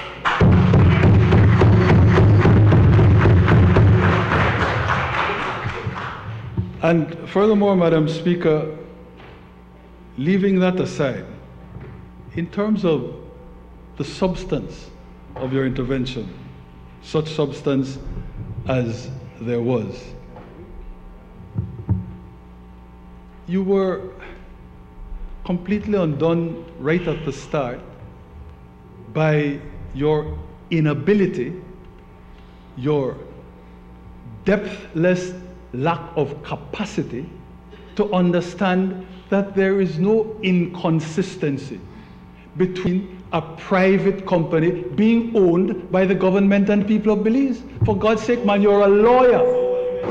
You are a lawyer. A private company is so-called because, will you, no, why, will you listen? I never said a word when you were talking, you know. I never said a word when you were talking. A private company is, as you know, a particular legal construct. And the fact is that BTL is a private company. But the fact also is that it is owned in the majority by the government and people of Belize. It is a fact that, as the Minister of Housing pointed out to you, is enshrined in the Constitution. Why do you have a difficulty understanding this? But you claim that when I say that it is a private company owned by the people of Belize, that somehow I am dodging and skipping. No. Please, I am stating a fact. And if the impoverishment of your intellect is such that you can't digest that the two things are not irreconcilable, that's on you, sir. That's not on me. Okay? Now, Madam Speaker, among the several things that were said was that a government guarantee for a private company is a government guarantee, as though there is something intrinsically wrong with the fact of a government guarantee, as though it has nothing to do with for what purpose a government guarantee is being offered and to whom. Again, hoist on his own petard, caught in his own trap, the member for Caribbean Shores, in fact, no, I think this was the point dilated on by his father. Either one of them, or perhaps both of them, said, well, UHS was a private company too, and so you cannot make any distinction in terms of the guarantee they offered for UHS and the guarantee we are prepared to offer. The purpose of the guarantee that government wishes to enter into is for the improvement of the product, of the service that BTL is offering to the consumers. Precisely so. It is not, as in the case of the guarantee you offered for UHS for Dr. Lizarraga and Lucas Spat and Dr. Atanasio Cobb and those who were in fact cronies of your government and were being facilitated with public monies and public commitments just so that they could make a private profit. This is a completely different situation. Madam Speaker, somebody spoke about the situation, I believe it was the Deputy Prime Minister of San Pedro, where this national broadband program that the guarantee or the borrowing of the loan funds which we are guaranteeing is meant to expand has already been rolled out to San Pedro. And you talk to the residents and the businesses in San Pedro. It is indeed a quantum leap. So this fiber to the home connection is something that catapults BTL forward in a way that is unprecedented. It is not hyperbole, it is not mere verbiage when I say that at the end, after this thing is fully implemented, we are going to be on a par with countries such as Singapore.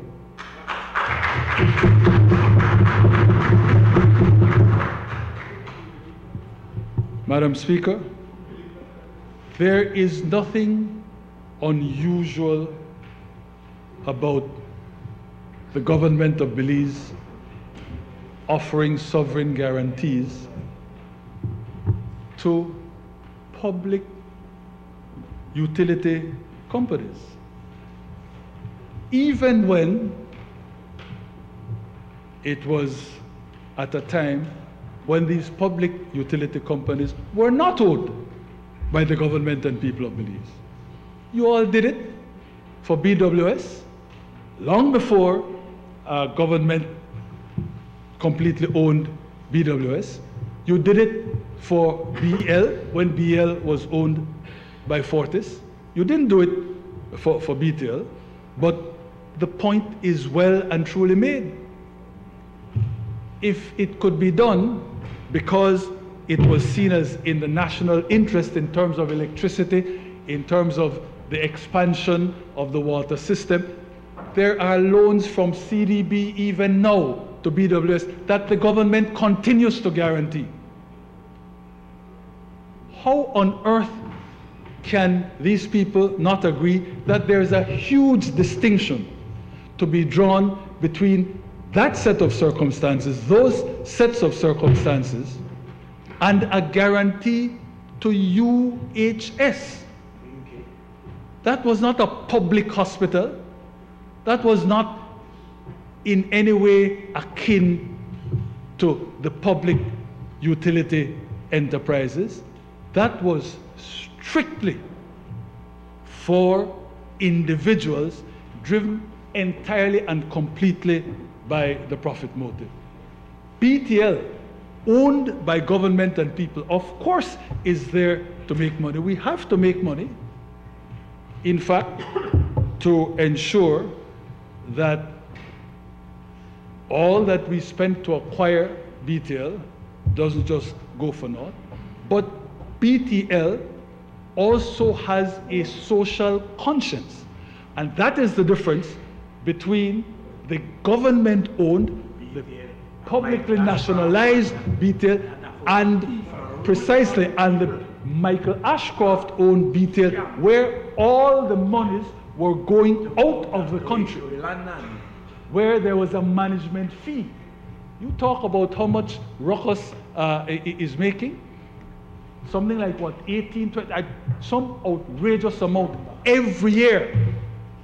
BTL, owned by Michael Ashcroft, was incestuously paying to a management company also owned by Michael Ashcroft. There is absolutely no comparison between that BTL and this BTL.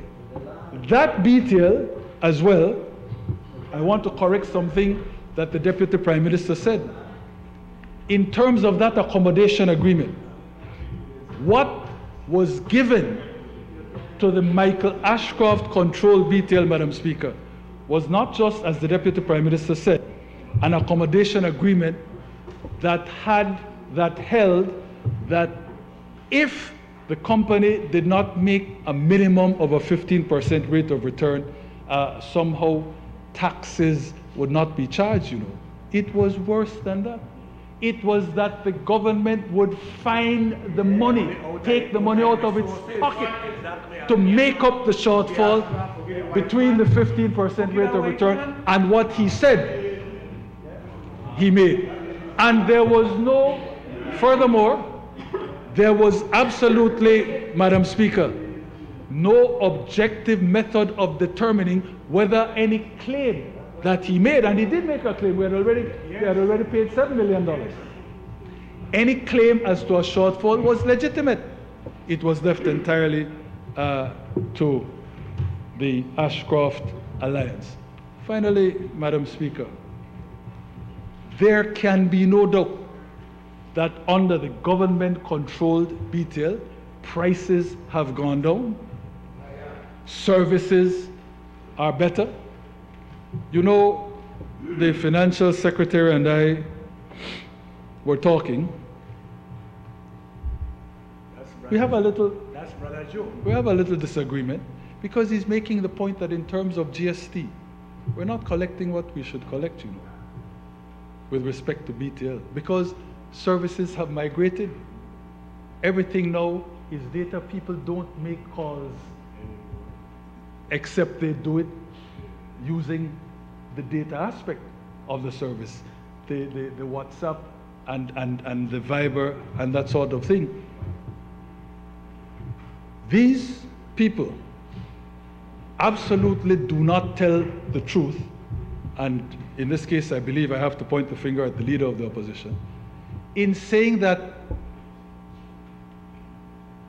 there was some effort not to control VoIP, not to stop VoIP in favor of BTL, and that ultimately when the restrictions were lifted, those restrictions were only lifted because other people had found ways to do VoIP. That was not it, Madam Speaker. Under that accommodation agreement, they undertook to make the use of the services illegal. So the fact that it could technically be done by others would have mattered nothing, because those others that technically did it would be liable to be sued or to be charged with an offense. That was how bad it is. So, Madam Speaker, don't tell us any nonsense about a government guarantee is a government guarantee. The question of the purpose of this particular guarantee looms extremely large. You know, taking it to its logical conclusion, reductio ad absurdum, it is as though they're arguing, well, a loan is a loan is a loan. So the man who makes a loan to pay a hitman to murder somebody is in the same position as the man who makes a loan to build a house. It is ridiculous. That is what your sovereign guarantee, or what you did for UHS, was in the nature of. And so, Madam Speaker, well, I know I'll get into that because the Speaker has said that we leave that alone. But Madam Speaker, I believe that you might not have been so strict a monitor if in making that point, speakers would have said to you that they're merely employing a kind of rhetorical device. They're merely trying to offer, to deploy a comparison in order to make the case that this is in fact small beer really, and more positively, a good thing, especially when you compare it to that $90-odd million that they want us to pay to Michael Ashcroft.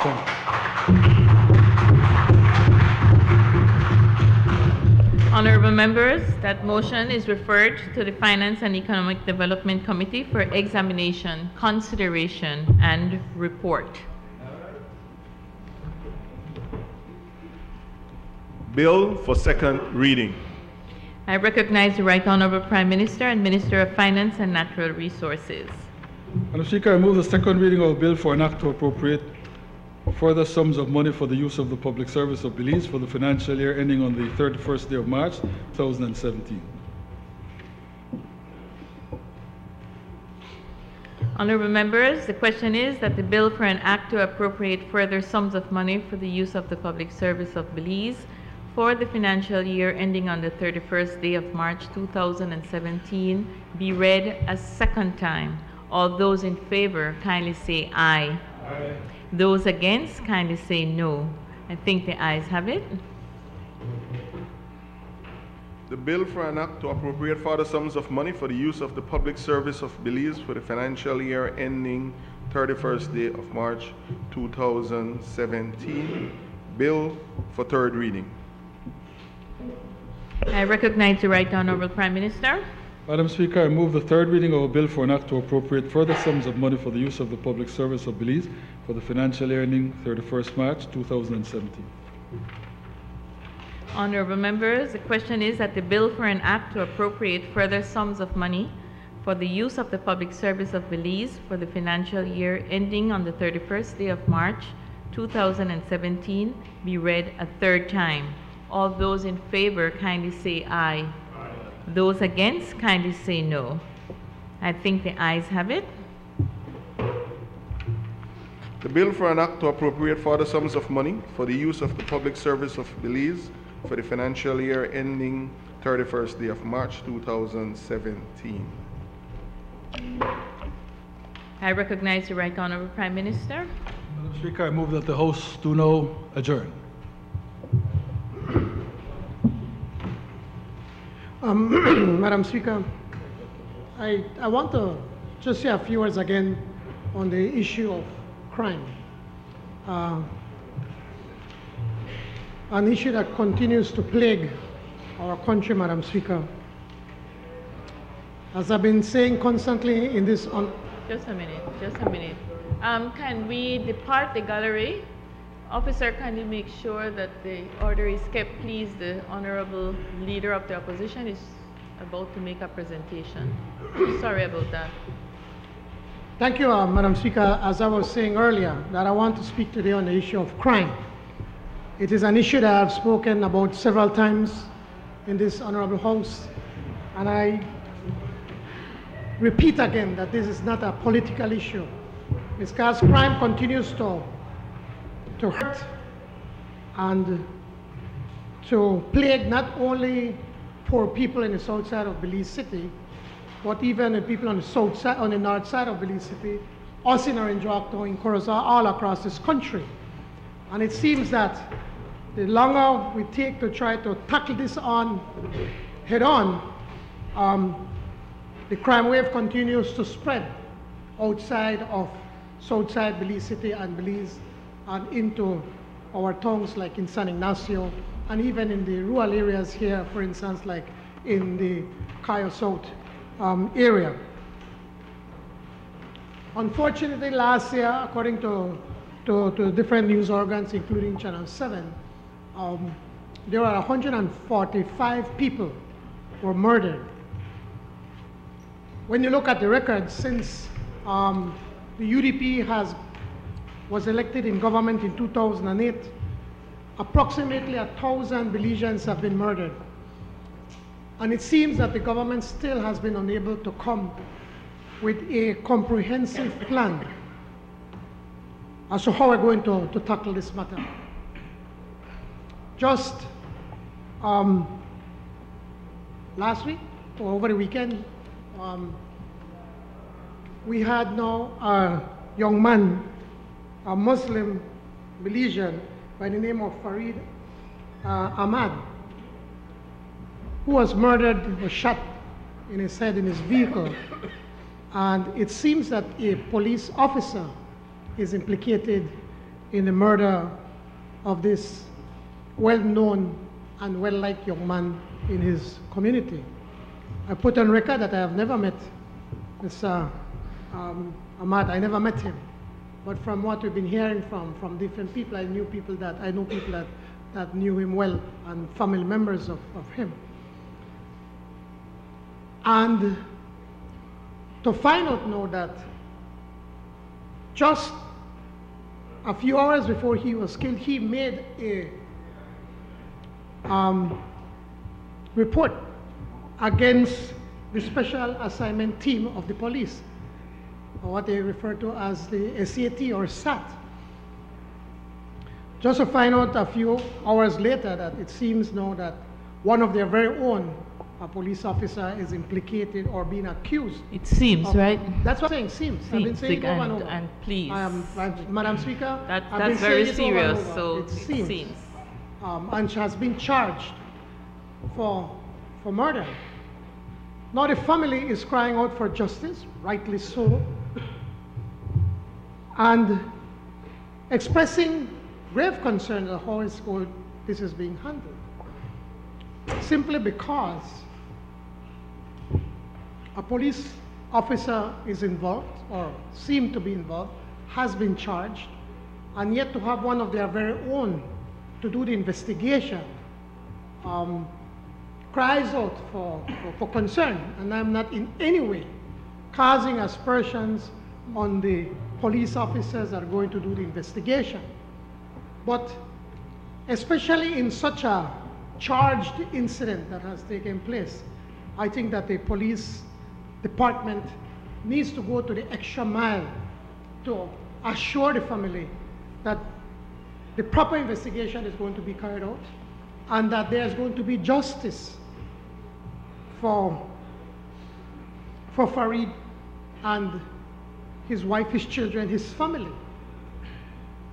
And they are asking that the police itself by themselves do not carry out the investigation, because if the person is found out not to be guilty, which could probably happen, there is going to be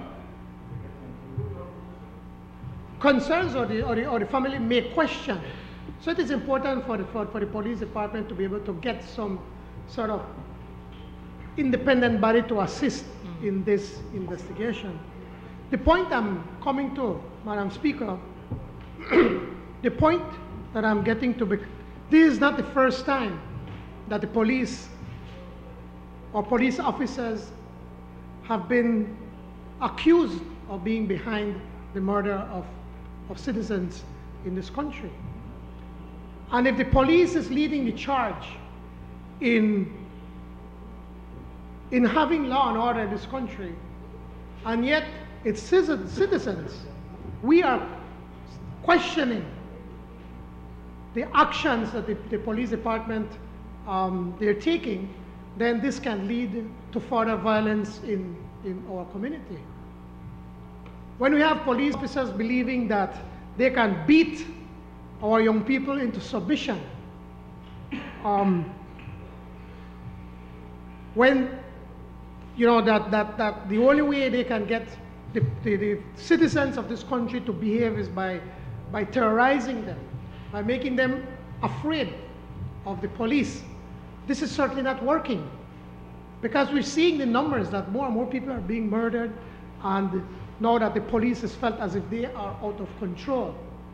So we need to be able to handle that and to do something about it. We have to see how we can start to work more on community policing. We've been calling out this from 2009. I've mentioned it in this honorable house. But community policing does not mean that you're going to have the police just walking on the streets in Belize City or in Orange Walktown or anywhere.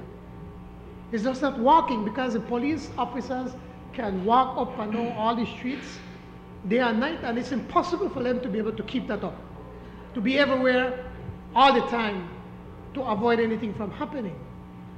The police officers need to be able to win back the confidence and the trust of the very same citizens that they have been entrusted to protect. So by saying, okay, we're going to do community policing, is just not enough. It requires more. It requires a complete psychological thinking from the police officers. It requires reviewing what they are taught at the police school, where most of the training, I think it was, remember the Crooks report pointed out when he came and he did an assessment of the police department, pointing it out from way back then, that way too much effort is spent on teaching, on enforcement, as opposed to community reaching out. So it's really time for us to be able to sit back and to take a totally radical look at how we are going to be policing in our country. Now I know that the minister that is more involved in the issues of the police department, the honorable member from from Orange Walk East, was a former police officer and had extensive training. That I think that he can appreciate what I'm talking about.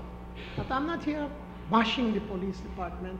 I'm not here bashing police officers, because there are a lot of good police officers. But we really need to get to the bottom of this and to start to change around the whole perception of the police department, giving them better training, giving them more or better equipment so that they can do their jobs effectively, and for them to be able to build a relationship with the very communities that they live. maybe it is time for us to rethink about the transferring of police officers. I mean, because, Madam Speaker, sometimes it breaks my heart when I'm traveling, sometimes if I'm in Belize City late and going home, I see some police officers by the Boom Kotav trying to hitchhike to get home. You know, maybe we need to hire police officers where they live, because then they start to build that relationship with the people in their community.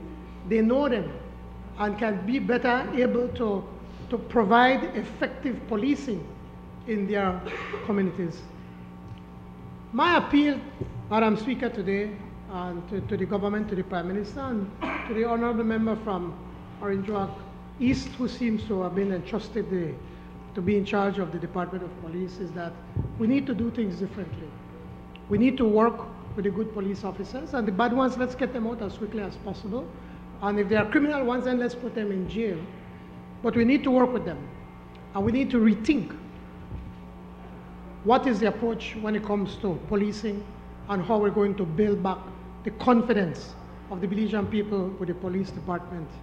Again, I want to, to reach out and to mention that we on this side, we're ready to work with the government on this matter, and in any way that we can help, we would be more than happy to assist, to offer our ideas, or in any which way that we can work. And Madam Speaker, I know we've started out rough here in the House, and I'm hoping that we can tone it down. I'm hoping and take the opportunity to wish each and every Belizean, and to you, Madam Speaker, and your family members in the other side, the very best for 2018. Thank you, Madam Speaker.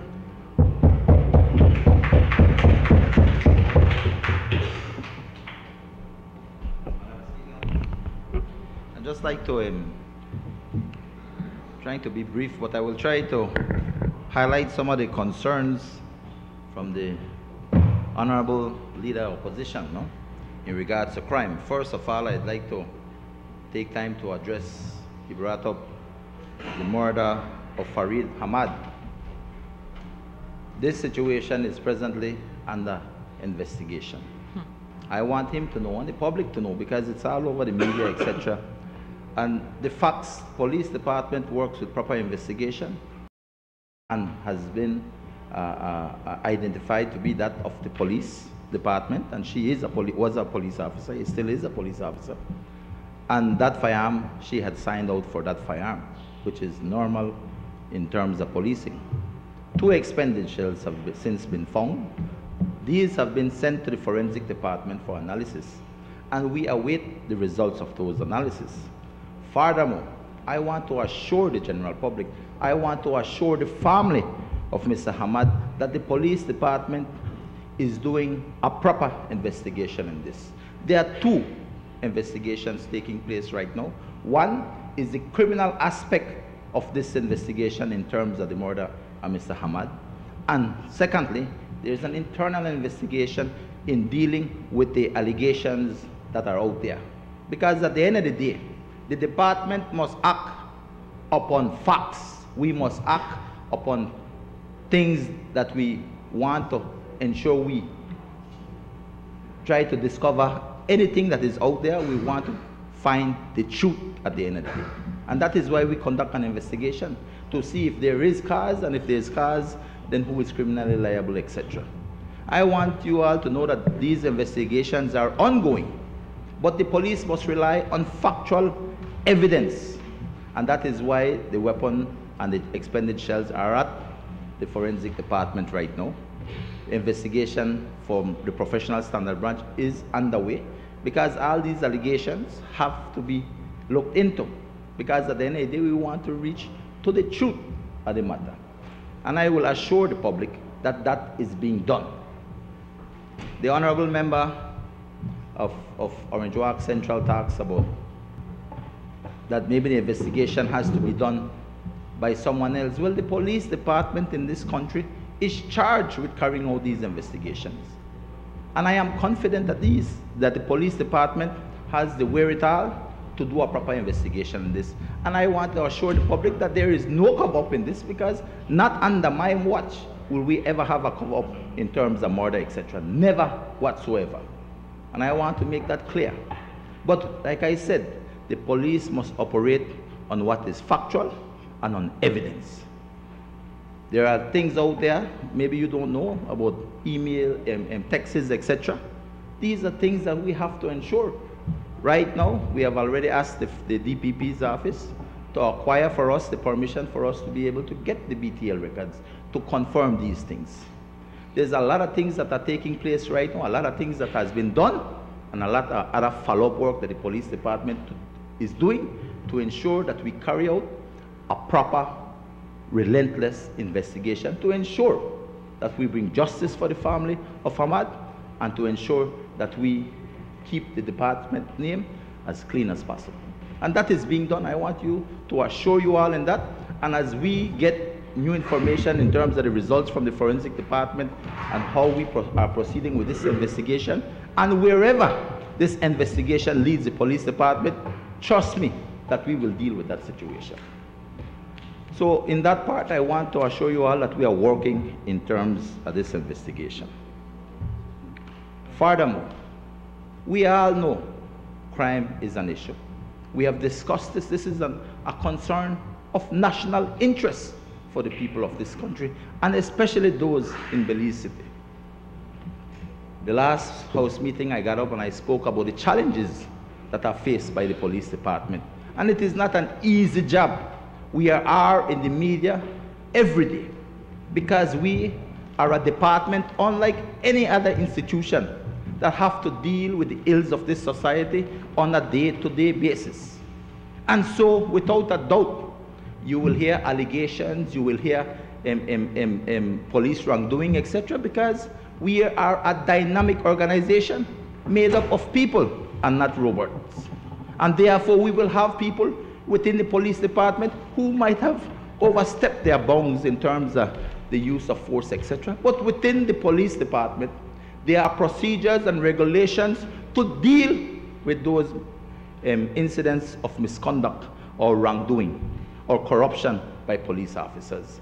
And if you notice, like I mentioned last time, there's an increase in terms of police being dealt with because that has been a priority of the police department right now. We are strengthening professional standards branch, and this year, within the next 60 to 90 days, we will have professional standards branch in every district of this country so that we can have citizens who have complaints against they will address other issues that the media have concern in terms of the disparity between what the media says is the amount of murders and what the police say is the amount of murders.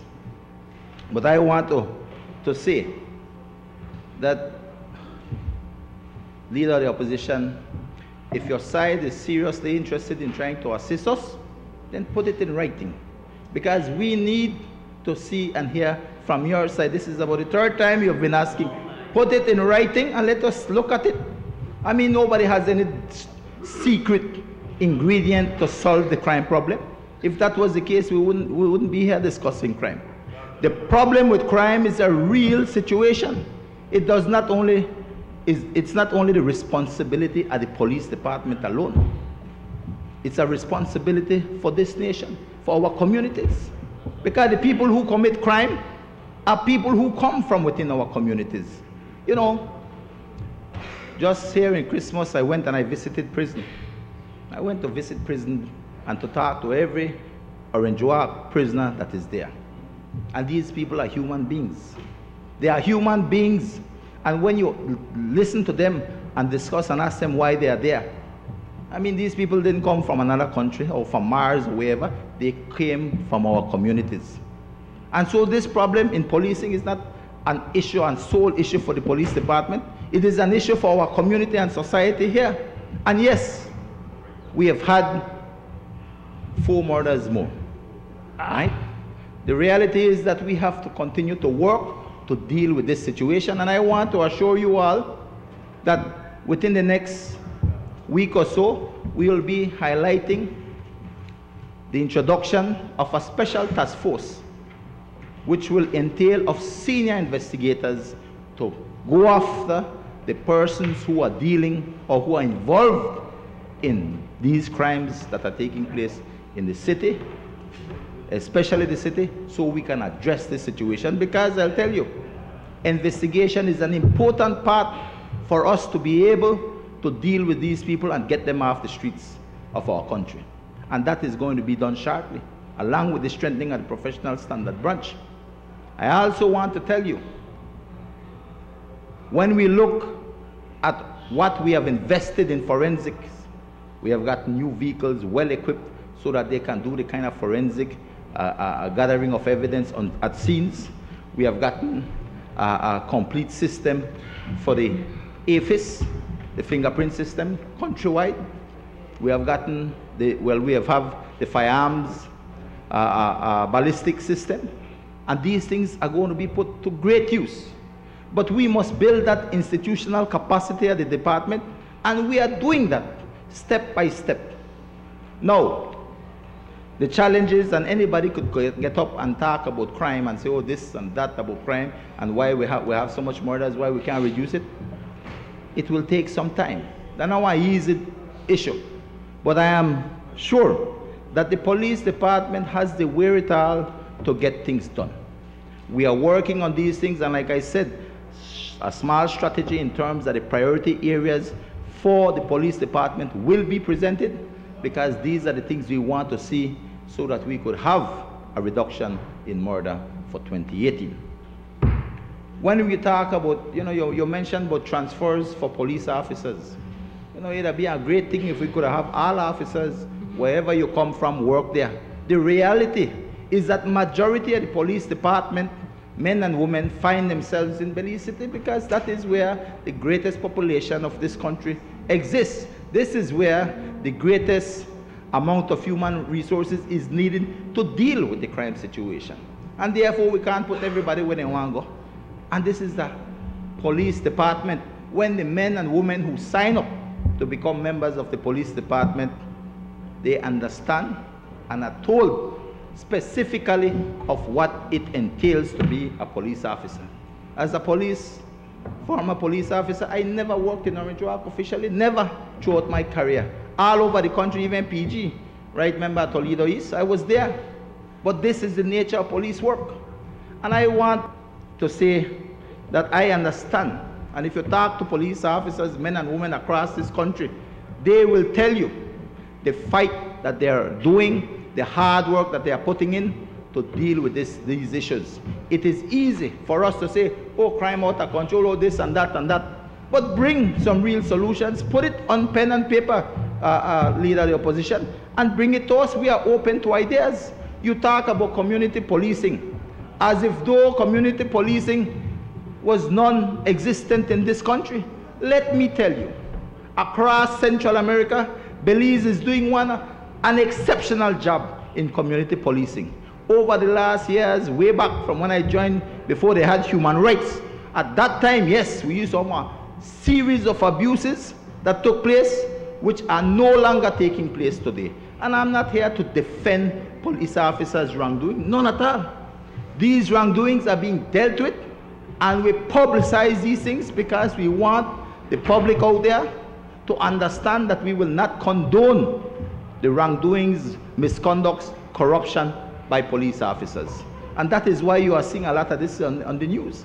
We have to bear in mind this whole crime issue, not an easy thing. The media is out there putting out all kinds of things in terms of the texts and making assumptions. The police department does not make assumptions. We look at evidence and factual evidence, forensic evidence, and proper investigation to ensure that at the end of the day we have a file that can stand up in court and get convictions. And these are our challenges. We could sit here all day, Madam Speaker, and speak about crime at all various levels and the issues that we have. But I want the Belizean people to know, and the leader of our opposition, we here on the government side, we want a safe, tranquil Belize. And it is of the best interest for everyone, for all our communities. And we are going to continue to work hard, Madam Speaker, to try to address these issues. But it is not an easy one. And I challenge anybody who feel that they could just snap their finger and get there and deal with the issues that we have, bear in mind that we have a societal problem, and the police department is but one institution that is faced day in and day out in dealing with the kind of ills that has transgressed over years in our communities because of people who don't raise their children properly, who have fallen through the cracks of education, who have fallen through the cracks of good guidance, etc. At the end of the day, we deal with all that problem, Madam Speaker. It is a challenge, a day-to-day challenge, but we continue to work our strategic plan in terms of the task force, the anti-gang legislation, the anonymity legislation that will come on to help us to get more witnesses who will be able to give their testimony in court confidentially, etc. All of these things, along with the institutional capacity that we have done for 2017, will come to bear 2018. It is a challenge, and I continue to ask our communities across this nation to assist the police department in giving us the kind of information, because let us be real, a lot of what is happening in our communities, people in those communities know exactly who are the people committing these crimes, who are the people involved with crime, but we need their support too. We are an organization of 2,300 odd men and women. We need their support likewise. This is a problem. Crime is a problem, not just for the police department, but one for our societies, our communities, our community leaders, and everybody, and together. If we are serious to address crime, the government will do its part, but the people must do their part too. And I ask this nation, give us that support. And for 2018, with the institutional capacity, we will do well. Thank you, Madam Speaker. Madam Speaker, I just wanted to bring to your attention a point of order. We do appreciate the fact that the honourable member did go to extent in elaborating on the matter of crime. But I want to bring to your attention, Madam Speaker, under right of reply, Standing Order 36-2, basically says a minister may conclude a debate on any motion which is critical of the government or reflects adversely on or is calculated to bring discredit upon the government or an officer thereof. I just wanted to bring that to your attention, Madam Speaker.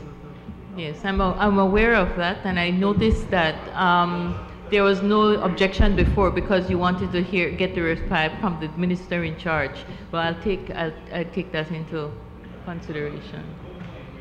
Yes, for the future, Madam Speaker, but I want to talk about something of national concern in my constituency, in the village of Santa Cruz, Stan Creek. I believe it's one of the fastest growing village in the country. I have brought this house several times, and nothing has been done when it comes to the issue of lands in the village of Santa Cruz. When I first got elected in 2003, there was basically only one police station in the village. I was wondering what was the purpose of the police station. But when I recognized that people had need for lands and they came to me and make their requests, I go to the Ministry of Lands and go through the proper channel and procedure, and they apply for a lease and they get a certified lease signed by the Minister of Natural Resources. That was in place until I left office in 2008. Since then, Santa Cruz is a total haywire. Everybody there is acting as the Minister of Lands. I'm appealing to the Minister of Lands that something needs to be done urgently because there will be moderation in Santa Cruz as soon as almost quickly as it can be. Imagine people are issuing receipts, and the person who is buying the land hold that receipt and believe that the land is theirs. Non-Belizeans take the opportunity to say, well, if I can buy a piece of land from you and I get a receipt, this land is mine. That is not the system land is issued in this country. So again, Mr. Prime Minister, the Minister of Natural Resources, you need to talk to the people within your department. It is out of control. Speaker. Honorable. Madam Speaker, I rise on a matter of national importance this afternoon. Just a few minutes ago, we heard the leader of the opposition speak about, you know, the issue of crime and how it is affecting our nation, and the need for, you know, community policing and police presence in our communities. My concern has to do precisely with police presence in two communities in my constituency. San Pedro Colombia is one of the bigger villages in my constituency and has really been without a police officer stationed there, living there. We do have a police, but basically it's during the day, and during the night he's not present there. The same thing applies to Pueblo Viejo, and really it has to do with the condition, the living conditions of the police station. It's a matter that has to be urgently addressed, and I'm aware that both the minister and the Minister of State last year visited San Pedro Colombia. I'm certain that, you know, they can recall that. And other police stations in my constituency. There is urgent need to address them. The living conditions are totally unacceptable, Madam Speaker. San Pedro Colombia, full of rat bats. There's nobody who can live there. The doors are falling apart. Falling apart. I mean, it's totally unacceptable. Makes me wonder when we can find money, and I don't want to bash anybody, but really when you can spend millions, you know, on a civic center, you can spend 8 million on a mile of road. I mean, come on, we must go find a couple thousands to repair the police stations, man. I mean, that is the kind of, you know, concern that our leaders need to have for our communities. So, Madam Speaker, I'm making a special appeal to the Honorable Minister responsible for police to please ensure that these living quarters are, you know, adequately upgraded so that we can have police presence in our communities to strengthen, you know, the kind of relationship that we need between the police and the community, and also to assist in ensuring that law and order is maintained at all times in our communities. Thank you very much, Madam Speaker.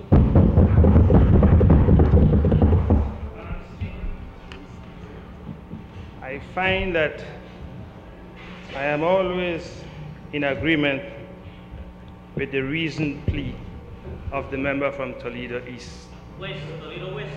I'm getting blind, I'm sorry. Toledo West. But his speech clearly indicates, Madam Speaker, that he's very concerned about his constituents. And he's honest. He pointed out, in fact, that I went to look at the condition of the police station in his villages even before he went. And I live all the way here in Belize City. And Madam Speaker, I went recently to Taiwan where I brought back $1 million to spend on the police. But I don't want to go into a debate that I want to deal with on a later stage. I simply want to say, Madam Speaker, that from $90 million, $90 million would be able to cure all the ills that the Speaker talks about. That $90 million that they want to give to the former master could in fact be given to the native police officers who really deserve it. So we want to have your villages fully staffed with police officers, but we will need the $90 million. We want good facilities, but we will need the $90 million. I just wanted to point out to Madam Speaker, without tarrying on this matter, Thank you. without tarrying on this matter, that I am appalled, given the level of natural skill and ability that the Belizean people have, especially those from Belize City, not casting aspersion to those abroad, further afield. You have to come good to run there. But why should it have taken Why should it have taken so many years after we got independence to put a state-of-the-art sports facility in the Pickstock division? People's United Party like to claim that the Pickstock was the last bastion of their power to fall, you know. They did nothing for it. Incidentally, perhaps the most violent areas in the country are the Lake Independence. That is always won by the PUP. The Fort George division, when you hear in the news in the night about Pink's Alley and Majestic Alley and all those places, it's Fort George, you know. It's not Pickstock, it's Fort George. The level of depredation and crime and neglect that has been perpetuated in that constituency. Madam Speaker, I don't want to interrupt, Madam Speaker, but on a point of order, member to be responding to the concern that I brought up, Madam Speaker, and let him limit it to that. Please, man, let him limit it to that. Madam Speaker, it's a question of vision. You see, when they talk about crime, they look at the police. Really, it's not the police. It's the deplorable socio-economic condition that heartless leaders have been content to keep their constituents in for years and years and years. You can't develop a society by giving people $20 a week. And by giving them $20 a week, you can guarantee that you will have crime until thy kingdom comes. Because people need decent housing. People need decent education. People need decent cultural facilities. People need decent sporting facilities. Never in the history of the People's United Party. And you like to talk about it being a social conscience party. Never in its history has it done anything like what the UDP has done for the people of this country, north, south, east, and west, over the last 10 years. Look at the wonderful sports stadium. Pickstock is transformed. In addition to have a wonderful stadium, we have an after-school program. We have an after-school program that is spoken about internationally because it is unique and it is so good. Please. Yes. Please, Madam Speaker. So we are doing the socio-economic programs, Madam Speaker. I talked to my police officers, you know. I told them, look, you cannot do more than you are doing. This is a socio-economic problem. When you look at Chicago and you look at Belize City, you see the parallel right there. Deprivation, marginalization, absence of employment are the root to crime. So we are increasing and we are putting in police. But let me just end it with this final issue, Madam Speaker. Thank you. In the matter of the Ahmad, well, I've said the Civic Center is absolutely the best of the best, and it's in Pickstock. But the matter of Ahmad, I just wanted to point out, Madam Speaker, that I don't think it is neither fair nor proper to conflict the fact that the young lady was a police officer with that murder. In other words, with that killing, whatever it is, because we really don't know. She happens to be a police officer. But my information is that at the time of the incident, she was not working. She was off duty. But Honorable Minister, we can't enter into that kind of debate, though. So it is, and I listen to the radio, I listen to the radio and the TV, and I listen to people going off and excoriating the police. Yes. But there is no evidence that this is a police issue. She just happens to be a policewoman. I don't know whether members on the other side can take that point. That's a fine point, but it's a very relative point. Very relevant point. Honorable Minister, can we wrap up, please? Sit down. She was not in her duty. And let me say this, Madam Speaker, with the greatest of respect. This is the only chamber in the world where the people's representatives have the right to speak. Of course. The only one. And historically, I have sought to be very measured and limited in my intervention. But issues are coming up that are provoking my tongue. And I find it difficult to restrain myself. That is going to be more and more a feature of my appearance as the years start winding down. Okay. So I am simply begging the news media and others to make a distinction. Don't conflate this issue with anything having to do with the police. Yes. There is no indication that it is a police issue. She happens to be a police woman, but it is not necessarily a police issue. I thank you. Thank you. Madam Speaker. Oh.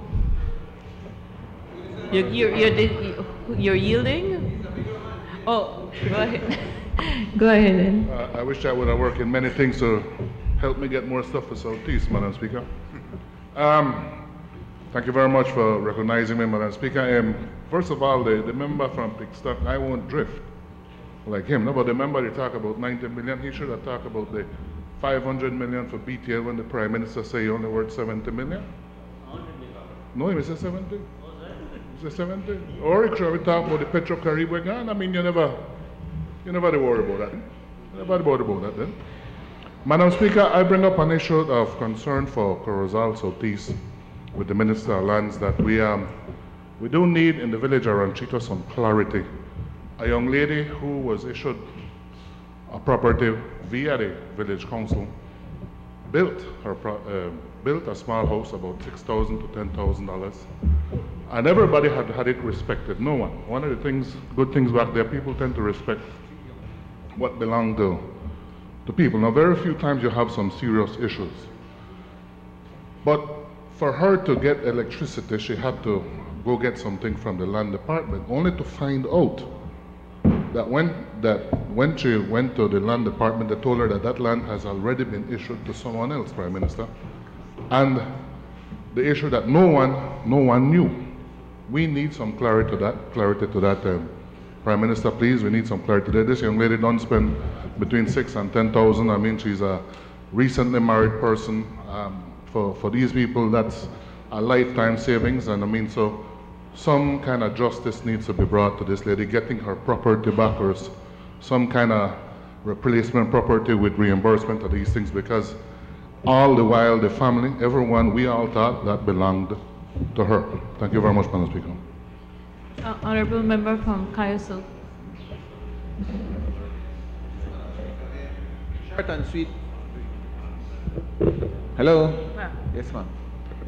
I just want an update from the Prime Minister. He promised me an update, I think a couple of House meetings ago, when it pertains to the scenario for the More Tomorrow land issue with the 30 families. We spoke over it, and you said you would get back to me. It's very important to us, Prime Minister, to know where we are. That's one. And I need an update. 5 years ago, with the water scenario in Armina, I haven't gotten the water yet, and it's a major issue. For us in the rural communities, water and land is sacred. So, Prime Minister, could you please assist me with your update? Well, I don't want to say unkind things about my age, but perhaps I have a faulty recollection, and you might want to attribute that to my being about to turn 67. I thought on the last occasion I had suggested that there be a meeting with you and the affected villagers, together with the Minister of State, who is day-to-day in charge of the department, and the Attorney General, and you balked. You said, as I understood it, certainly not with the Attorney General, but I thought that you were going to proceed with the meeting with just yourself, the affected persons, and Dr. Barnett. And I spoke to her, and she said she was very much aware. She had had, I believe, previous discussions with the people, and it was also her understanding that you would be coming along with them to try to progress the matter. with a clarification, Madam Speaker. We're not the current Prime Minister. I can attribute your age for not understanding and remembering, so that's fine with me. But we spoke, you offered that I could go to the minister, and I told you I didn't think it was necessary because you said the villagers were already meeting with her and she would do what was necessary, and my response to you was have the government and the minister do their due process, and then we would look at it when that is over. I'm not interfering, I'm just asking. It's not being a problem. Well, it's fine for you to bring it up here, but it wouldn't have been much simpler to, well, for you to call Dr. Barnett and find out where things are. Again, Madam Speaker, not to offend the Prime Minister or his government, but whenever a member from this side has a problem with our constituencies, and I have 5 years experience trying to do this, we have never gotten any positive result. I just thought at this time that because the Prime Minister was the Minister of Lands, we would raise it to a level where our people could get the service. That's all I was hoping for. Thank you, sir. I don't know what you talk about. You only give out 2 titles in that. You said you only gave out 2 titles in that. Madam Speaker, I don't know if you can be shouting across. Madam Speaker. Thank you, Madam Speaker. I rise, Madam Speaker, today to speak on an issue of public importance, particularly of importance to the people of my constituency in Cairo Northeast. And this has to do with prioritization of road works. Madam Speaker, I have been in this Honorable House and mentioning what I'm going to say 2 or 3 times before, and this has to do with the road between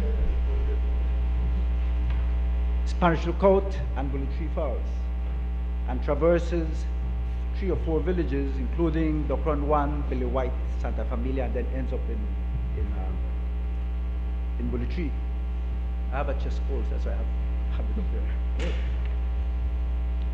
Madam Speaker, that road is really necessary, and I bring it up at this point because my request is really for the government to consider, in the construction of this road, paving it, I believe, would be the right thing to say, especially because this road is traveled by many workers who work in Spanish Lookout and other areas, from Bully Tree to Docron 1, and my understanding is that we have over 800 persons that work in Spanish Lookout and have to travel this road twice a day.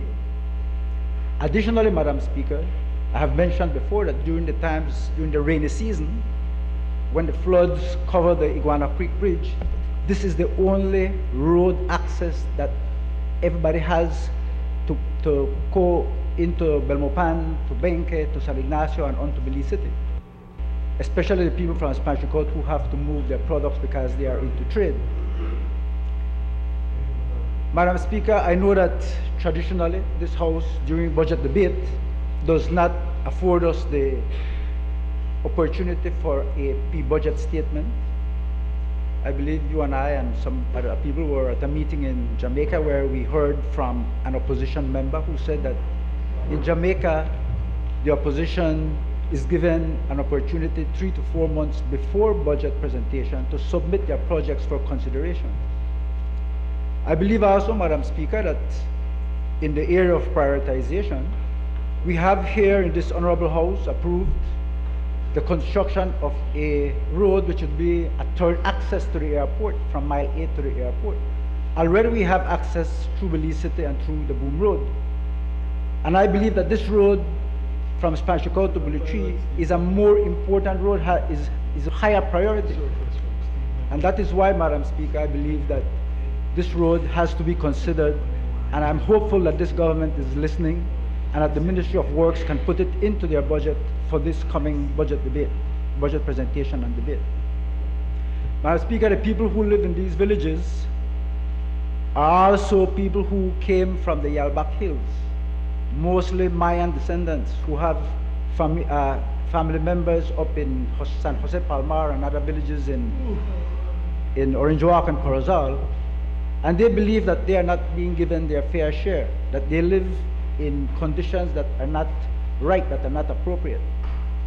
Additionally, Madam Speaker, these people are aware that this current administration has obtained millions of dollars from the petroleum industry, which is in their communities, in the Spanish Lookout area, in Cayo Northeast. And they would like to see at least a trickle of those hundreds of millions of dollars being spent on the construction of a proper road in Cayo Northeast. Thank you, Madam Speaker. Speaker, my concern today of an important issue, and maybe the Prime Minister would be able to respond, because I hate to see money being spent and our people, especially in the Toledo district, are not getting service. They are being held back from development. And that is the commission, Prime Minister, that was set up to deal with the Maya problem with communal lands. And this is now spreading all the way down where people cannot renew their leases. This is 10 years, you know. We are paying $500,000 last year. We are going to put another $500,000 for this year. And the coming budget will be another $500,000. That's $1.5 million that you are spending on a committee. We don't get a report. We are the representative, duly elected representative for the Toledo district, myself and the Honorable from Toledo West, and we would like to get a report on how far this commission has been able to work and what they have been able to achieve. Because people need to pay for their leases.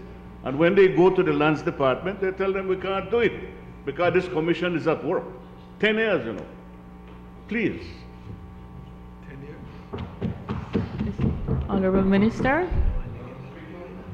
In response to what the member for Cayo North just said, for his information, right now we are doing the design and planning stage to pave the road from the Judge Price Highway and replace that bridge and continue to the Crown 1 up to Bill White. For your information, at the moment, we are working in your constituency in Tambos, upgrading that road. You always come here. When you were campaigning, you never said that you expected us to do your work. You were campaigning that you were going to do the work. And another one, you were complaining about the Hammock Bridge. We have completed the Hammock Bridge. You have never said nothing about that. You complained that it took so long and so long. Now it is completed. And for your information, please tell your people that not allow horses nor motorcycles to use that, because then you would have a high maintenance cost. Don't expect me, don't expect that I will do your work. Do your work. When you campaign, you said you're going to work for the people of your constituency. Thank you. I hope that that road doesn't end up at a farm close to Bill White and stops there.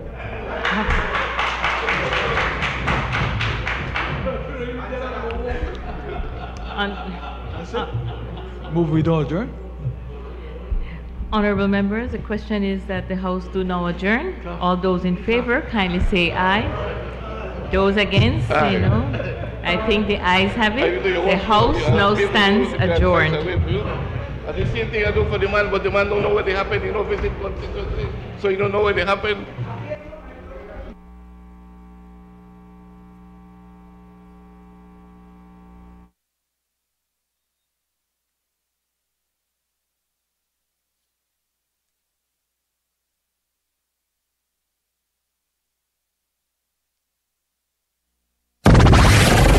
The station with the best music. Best music. I love the music. Best music.